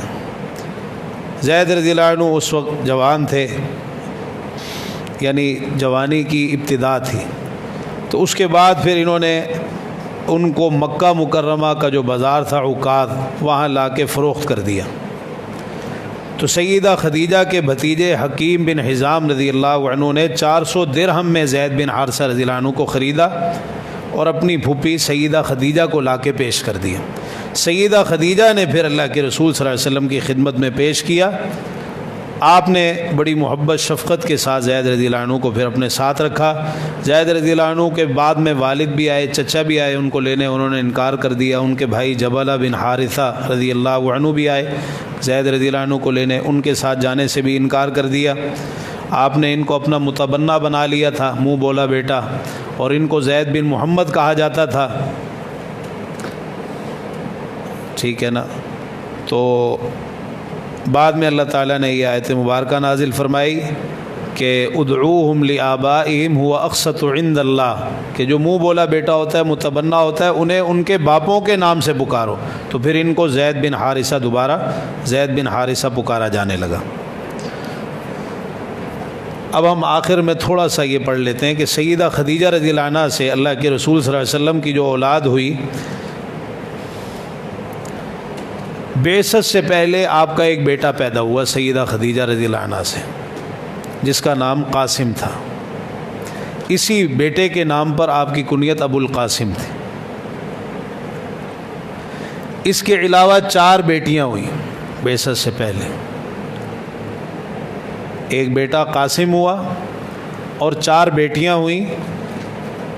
یہ 4 بیٹیاں زینب، رقیہ، ام کلثوم اور فاطمہ رضی اللہ عنہن تھی۔ زینب، رقیہ، ام کلثوم اور فاطمہ۔ بعثت کے بعد ایک اور بیٹا پیدا ہوا سیدہ خدیجہ سے، اس کا نام عبداللہ تھا۔ بعد ایک اور عبداللہ تھا، طیب اور طاہر اس کا لقب تھا۔ بعد نے یہ سمجھا شاید طیب اور طاہر الگ بیٹے تھے، طیب طاہر الگ بیٹے نہیں تھے، بلکہ عبداللہ جو بیٹا بعثت کے بعد پیدا ہوا اسی کے یہ دونوں لقب تھے، طیب اور طاہر۔ اللہ کے رسول صلی اللہ علیہ وسلم کے یہ جو بیٹے تھے نا دونوں، قاسم اور دوسرے کون تھے؟ عبداللہ۔ قاسم اور عبداللہ یہ دونوں چھوٹی عمر میں ہی، بچپن میں ہی فوت ہو گئے تھے، بچپن میں ہی فوت ہو گئے۔ اور یہ جو 4 بیٹیاں تھیں آپ کی، زینب، رقیہ، ام کلثوم اور فاطمہ رضی اللہ عنہن، یہ جو آپ کی بیٹیاں تھیں، ان میں سے 3 آپ کی حیات طیبہ میں فوت ہوئیں، اور ایک بیٹی سب سے چھوٹی آپ کی لخت جگر سیدہ فاطمہ الزہراء رضی اللہ تعالی عنہ، یہ آپ کی وفات کے 6 مہینے بعد فوت ہوئی۔ آپ کے دنیا سے جانے کے 6 مہینے کے بعد یہ فوت ہوئی۔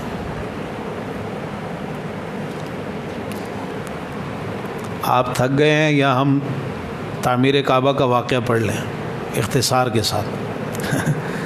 اللہ کے رسول صلی اللہ علیہ وسلم کی عمر مبارک 35 سال کی ہوئی تو تعمیر کعبہ کا واقعہ پیش آیا۔ 35 سال، 35 یعنی بعثت سے 5 سال پہلے۔ اصل میں بیت اللہ کی عمارت انتہائی بوسیدہ ہو گئی تھی، اور اس کی جو چنائی تھی وہ گارے کے بغیر ہوئی تھی بیت اللہ کی عمارت کی. دروازہ زمین سے متصل تھا، چھت بھی اس وقت بیت اللہ کی موجود نہیں تھی. تو قریش کو ہر وقت یہ ڈر لگا رہتا تھا کہ کہیں عمارت گر نہ جائے. تو وہ سوچ بچار کر رہے تھے کہ کیوں نہ یہ عمارت دوبارہ بنا دی جائے. بعد میں کچھ اور بھی ایسے اسباب پیدا ہوئے جن کی وجہ سے وہ مجبور ہو گئے اس عمارت کو دوبارہ بنانے پر. بیت اللہ جو تھا یہ شہر کے نشیب میں واقع تھا، تو سیلاب وغیرہ جب آتا تھا تو انہوں نے سیلاب سے بچاؤ کے لیے مکہ مکرمہ کی بالائی جانب پہاڑوں میں ایک بند باندھا ہوا تھا. پہاڑوں میں مکہ مکرمہ کی بالائی جانب ایک بند باندھا ہوا تھا کہ اگر کبھی اتنی تیز بارش ہو تو سیلاب کا پانی جو ہے اس کو روکا جا سکے. لیکن پھر بھی سیلاب بعض دفعہ بہاؤ اتنا تیز ہوتا تھا اس کا کہ وہ بند کو پھلانگ کر نیچے آ جاتا تھا اور بیت اللہ کی عمارت سے پانی ٹکراتا تھا. تو قریش کے لوگ ڈرتے تھے کہ کہیں ایسا نہ ہو کہ پانی کعبہ میں داخل ہو جائے.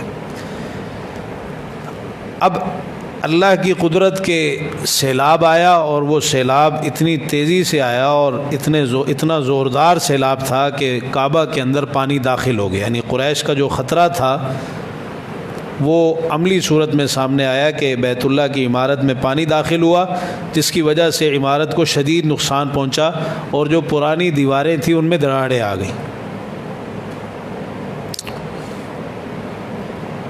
اس وقت جو بیت اللہ کی دیواریں تھیں وہ عام آدمی کے قد سے کچھ زیادہ اونچی نہیں تھی. اب تو بہت اونچی ہے نا، اس وقت اتنی اونچی نہیں تھی اور ارد گرد کوئی حفاظتی دیوار بھی نہیں تھی. ایک یہ سبب ہوا. دوسرا سبب یہ ہوا کہ امام زہری رحمہ اللہ نے اس کا ذکر کیا کہ ایک عورت جو ہے وہ بیت اللہ کو بخور کی دھنی دے رہی تھی. بخور خوشبو ہے، خوشبو یہ جلاتے ہیں، تو اس کی دھنی دے رہی تھی. ایک شرارہ اڑا، ایک چنگاری اڑی اور بیت اللہ کے غلاف پر جا پڑی، جس سے آگ لگ گئی. آگ لگ گئی اور بیت اللہ کی عمارت کو اس سے بھی شدید نقصان ہوا. تیسرا سبب یہ ہوا کہ بیت اللہ کے اندر ایک کنواں تھا جس میں بیت اللہ کا پرانا قدیم خزانہ پڑا ہوا تھا. جو لوگ کعبہ کو آ کے نذرانے دیتے تھے وہ سارا مال وہاں موجود تھا، تو وہ خزانہ چوری ہو گیا. اس میں سونے کے 2 ہرن بھی تھے. بعد میں یہ خزانہ بنو ملیح بن عمر خزاعی، ان کا ایک غلام تھا جس کا نام دوئیک تھا. دوئیک، دال واو یا باریک کاف، دوئیک. اس سے یہ خزانہ بعد میں برآمد ہوا اور چوری کے جرم میں اس کا ہاتھ بھی کاٹا گیا. اور یہ پتہ چلا کہ اصل چور جو تھا یہ حارث بن عامر بن نوفل تھا. اس نے یہ خزانہ چرایا تھا اور دوئیک کے پاس رکھوا دیا تھا. بعد میں جب تفتیش ہوئی تو یہ بات سامنے آئی. تو انہوں نے پھر حارث بن عامر بن نوفل کو 10 سال کے لیے مکہ سے باہر نکال دیا، جلا وطن کر دیا اس جرم میں. تو اب اس وجہ سے قریش چاہتے تھے کہ بیت اللہ کی عمارت کو محفوظ کیا جائے. اس طرح تو چوریاں ہو جائیں گی، یہ خزانے چوری ہو جائیں گے. یہ مختلف اسباب تھے جو جمع ہوئے بیت اللہ کی تعمیر پر.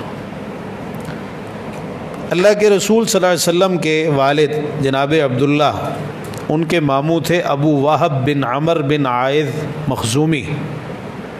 ابو وہب بن عمر بن عائذ مخزومی، انہوں نے بیت اللہ کا ایک پتھر اکھاڑا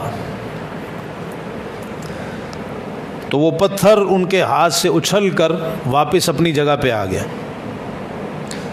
یہ غیر معمولی واقعہ ہوا کہ جب انہوں نے بیت اللہ کا ایک پتھر اکھاڑا تو وہ اچھل کر واپس اپنی جگہ پہ آیا. ابو وہب نے اس موقع پر قریش کے لوگوں کو مخاطب کیا، کہا بیت اللہ کی تعمیر میں ہر شخص صرف اپنی حلال کمائی لگائے، حرام کمائی نہ لگائے، چونکہ اس کا حلال حرام کی تمیز تو تھی نہیں. تو ابو وہب نے سب سے پہلے ان کو یہ واقعہ ہوا، جس کے بعد ان کو ترغیب دلائی، تلقین کی، تاکید کی کہ بھائی حرام مال استعمال نہیں کرنا، حلال اور پاکیزہ کمائی استعمال کرنی ہے. اسی طرح جو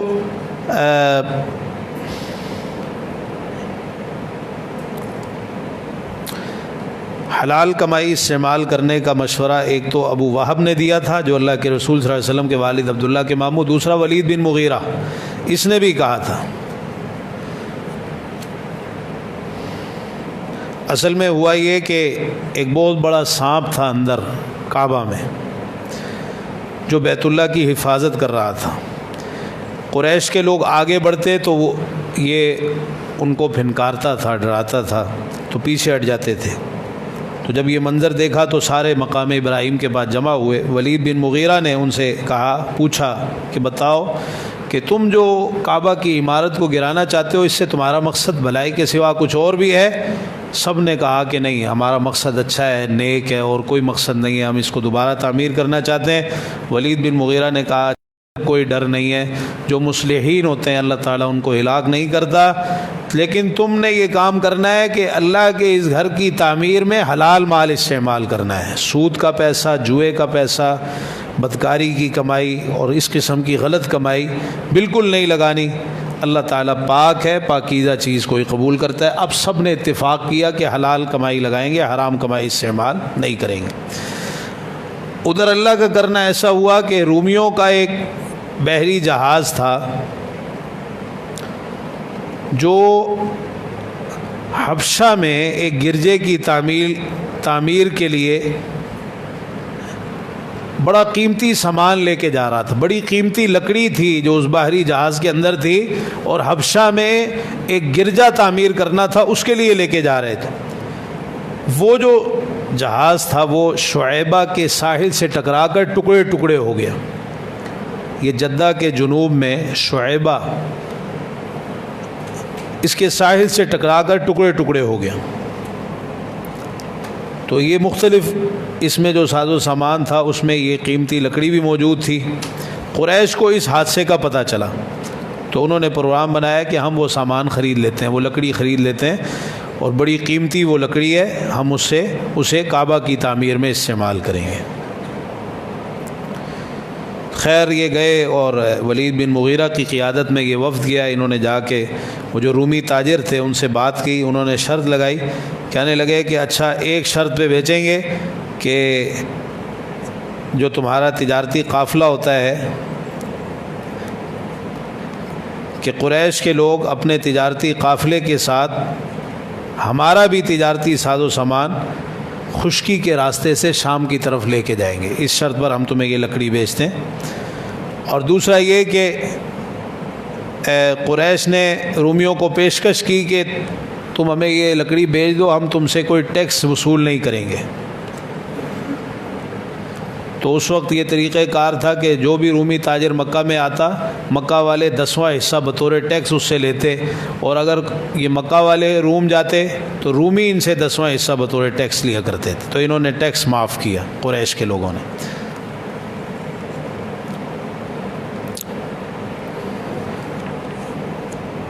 اس طرح اس سامان کا بندوبست ہوا، اور اس کے لیے جن لوگوں کی خدمات لی گئیں اس میں 2 آدمیوں کا نام آتا ہے خانہ کعبہ کی تعمیر میں، جو انجینئر جس کو ہم کہتے ہیں۔ ایک تو مکہ مکرمہ میں قبطی معمار تھا، قبطی معمار، اور دوسرا باقوم رومی تھا۔ یہ باقوم رومی جو تھا یہ ایک غلام تھا، یہ اسی بحری جہاز پر سوار تھا جو تباہ ہوا تھا۔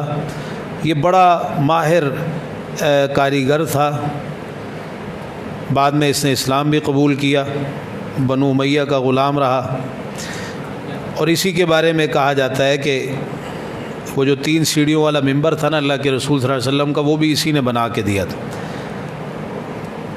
لیکن بعد نے کہا کہ نہیں، ہو سکتا ہے کہ یہ باقوم نامی 2 آدمی ہوں، وہ ممبر بنانے والا الگ ہو، یہ الگ ہو۔ بہرحال یہ باقوم رومی تھا، اس کی خدمات لی گئیں۔ تو اس نے پھر آ کے قریش سے پوچھا کہ کس طرح تعمیر کروں، انہوں نے سارا اس کو نقشہ بتایا، تو اس کے مطابق پھر اس نے تعمیر کا کام شروع کیا۔ تعمیر کا کام جب شروع ہوا تو اس میں قریش خود بھی شریک ہوئے اور قرآن اندازی کی انہوں نے اپنے حبل بت کے پاس۔ تو جو دروازے والی مشرقی جانب تھی یہ بنو عبد مناف اور بنو زہرہ کے حصے میں آئی، دروازے والی مشرقی جانب، اور جو حجر اسود اور رکن یمانی والی کا درمیانی حصہ ہے یہ بنو مخزوم، بنو تیم اور ان کے ساتھ شریک کچھ دوسرے قریشی قبائل کے حصے میں آئی۔ جو پشت والی جانب مغربی جانب تھی یہ بنو جمعہ اور بنو سہم کے حصے میں آئی، اور جو شام یا شمال والی جانب حتیم والی جانب تھی یہ بنو عبدالدار، بنو اسد اور بنو عدی کے حصے میں آئی۔ اب جب انہوں نے کعبہ کی عمارت، سب سے پہلے عمارت گرانی تھی، عمارت گرانے کے لیے آگے بڑھے تو وہی سانپ آیا آگے۔ اب یہ اژدہا تھا ایک بڑا، یہ بڑے پریشان ہوئے۔ پھر ان لوگوں نے مقام ابراہیم کے پاس مل کر، ایک تو ولید بن مغیرہ نے ان کو حلال مال کی تلقین کی، دوسرا انہوں نے اس موقع پر اللہ سے دعا کی کہ یا اللہ اگر تو ہمارے اس کام سے راضی ہے تو اس اژدہے سے ہماری جان چھڑا دیں۔ اللہ کی طرف سے ایسا ہوا کہ وہ اژدہا جب دھوپ سیکنے کے لیے باہر نکلا تو ایک بہت بڑا پرندہ آیا اور اس کو اچک کر لے گیا۔ اب ولید بن مغیرہ آگے بڑھا عمارت گرانے، کسی کو ہمت نہیں پڑ رہی تھی، بیت اللہ کی ہیبت اتنی تھی، عمارت گرانے کی ہمت، ڈر رہے تھے ایسا نہ ہو عمارت گرائیں ہم پر عذاب آ جائے۔ ولید بن مغیرہ آگے بڑھا اور اس نے کہا اللہم لم ترع اللہم لا نرید الا الخیر، یا اللہ ہم جو یہ کعبہ کی عمارت گرا رہے ہیں دہشت نہیں پھیلانا چاہتے، بلکہ ہم تو اس کو نئے سرے سے تعمیر کرنا چاہتے ہیں، ہمارا ارادہ خیر اور بھلائی کے سوا اور کچھ بھی نہیں۔ اب جب اس نے حجر اسود اور رکن یمانی کی طرف سے کعبہ کی دیوار گرانی شروع کی، لوگوں نے یہ منظر دیکھا تو کہنے لگے بھائی آج کی رات ہم انتظار کریں گے، اگر ولید بن مغیرہ پر کوئی عذاب نہ آیا تو پھر اگلے دن ہم ان کے ساتھ شریک ہو کے عمارت گرائیں گے، اور اگر کوئی عذاب آ گیا تو پھر ہم یہ کام نہیں کریں گے۔ تو پھر کوئی عذاب نہیں آیا، اگلا دن ہوا تو وہ بھی ولید بن مغیرہ کے ساتھ شریک ہوئے، پھر سب نے مل کر عمارت گرائی اور تعمیر کا کام شروع ہوا۔ پھر حجر اسود رکھنے کی جب باری آئی تو قریش کے درمیان جھگڑا ہو گیا، چونکہ وہ اس پتھر کی عظمت اور فضیلت کو جانتے تھے، ہر قبیلہ یہ چاہتا تھا کہ یہ فضیلت ہمارے حصے میں آئے، ہر قبیلہ اس فضیلت کو اپنے حصے میں لینا چاہتا تھا۔ صورتحال انتہائی کشیدہ ہو گئی، خطرہ تھا کہ بڑی لڑائی نہ ہو جائے۔ بس اس واقعے پر بات کو ختم کرتے ہیں۔ ابو امیہ بن مغیرہ، یہ ام المومنین ام سلمہ رضی اللہ عنہ کے والد تھے، ابو امیہ بن مغیرہ۔ انہوں نے ایک مشورہ دیا، کہنے لگے قریش کے لوگوں، جس معاملے میں تمہارے درمیان اختلاف ہوا ہے اس کو اپنا حکم بناؤ، جو مسجد حرام کا جو دروازہ تھا باب بنی شیبہ، اس دروازے سے جو سب سے پہلے آئے گا اس سے فیصلہ کروا لو، وہ فیصلہ کرے گا، جو فیصلہ کرے گا اس کو قبول کر لینا۔ سب کو یہ رائے پسند آئی۔ اللہ کا کرنا ایسا ہوا کہ اس دروازے سے سب سے پہلے اللہ کے رسول صلی اللہ علیہ وسلم تشریف لائے۔ قریش کے لوگوں نے آپ کو دیکھا، کہا ھذا الامین قد رضینا بما قضا بیننا، یہ امین ہمارے درمیان جو فیصلہ کریں گے ہمیں قبول ہے۔ چنانچہ آپ نے یہ طریقہ اختیار کیا کہ ایک چادر منگوائی، اس کو بچھایا، اپنے دستے مبارک سے حجر اسود کو اٹھا کے اس چادر میں رکھا، اور سب قبیلے والوں سے کہا کہ ایک ایک کونا پکڑ لو۔ سب نے وہ کونا پکڑا، آپ اس پتھر کو، حجر اسود کو اس کے مقام تک لے کے گئے، اور آخر میں اپنے دستے مبارک سے اٹھا کر آپ نے حجر اسود کو اس کی جگہ پر نصب کر دیا۔ اس طرح یہ اختلاف ختم ہو گیا۔ یہ فیصلہ اللہ تعالیٰ کی طرف سے آپ کے ذریعے کروایا گیا۔ تو قریش کے لوگوں کے ہاں آپ کی اتنی عظمت تھی، فضیلت تھی، کسی نے آپ کے فیصلے میں اختلاف نہیں کیا اور سارے راضی ہو گئے۔ قریش کے لوگوں نے عمارت، جو کعبہ کی جو عمارت بنائی، اب ان کے پاس کچھ حلال مال کم پڑ گیا، حلال مال کم پڑ گیا، جس کی وجہ سے انہوں نے وہ حصہ چھوڑ دیا جس کو حجر اور حتیم کے نام سے جانا جاتا ہے، وہاں گول دیوار بنا دی اور اس حصے کو رہنے دی۔ یہ جو عمارت انہوں نے بنائی تھی ابراہیمی بنیادوں پر بنائی تھی، ابراہیم علیہ السلام کی جو بنیادیں تھیں ان پر یہ عمارت انہوں نے بنائی تھی۔ اب یہ عمارت تو اگرچہ بن گئی تھی، اللہ کے رسول صلی اللہ علیہ وسلم نے بعد میں اس کو بدلنا بھی چاہا، لیکن نہیں بدلا کہ لوگ نئے نئے مسلمان ہوئے، ایسا نہ ہو کہ ان کے دل اس کو قبول نہ کریں۔ تو آپ نے اس وجہ سے، ایک تو انہوں نے وہ حصہ چھوڑ دیا تھا باہر، دوسرا اس وجہ سے کہ قریش کے لوگوں نے کعبہ کا ایک دروازہ رکھا تھا، آپ چاہتے تھے کعبہ کے 2 دروازے ہونے چاہیے۔ تیسرا ایک غلط کام قریش نے یہ کیا کہ دروازے کو اونچا کر دیا تاکہ وہی اندر جائے جس کے بارے میں وہ چاہیں، اور قریش کے لوگ اس طرح کرتے تھے کہ جس کے بارے میں پسند نہیں کرتے تھے وہ اوپر چڑھنے لگتا، اس کو دھکا دے کے نیچے گرا دیتے تھے۔ تو آپ نے اس چیز کو بالکل بھی پسند نہیں کیا۔ یہ تعمیر کعبہ کا واقعہ ہے، انشاءاللہ اگلا حصہ بعد میں پڑھیں گے۔ اللہ تعالیٰ ہمیں توفیق عطا فرمائے اور ہمارا یہاں بیٹھنا قبول فرمائے۔ ابو طالب کا نام کیا ہے؟ ابو طالب کا نام بتائیں ذرا۔ میں نے اپنے دماغ پہ زور دیا پچھلی دفعہ جب یہ بات ہوئی، تو پھر سوچا کہ یہ تو آپ کو پڑھایا ہے پہلے۔ ابو طالب کا نام بتا دیں آج، کسی کو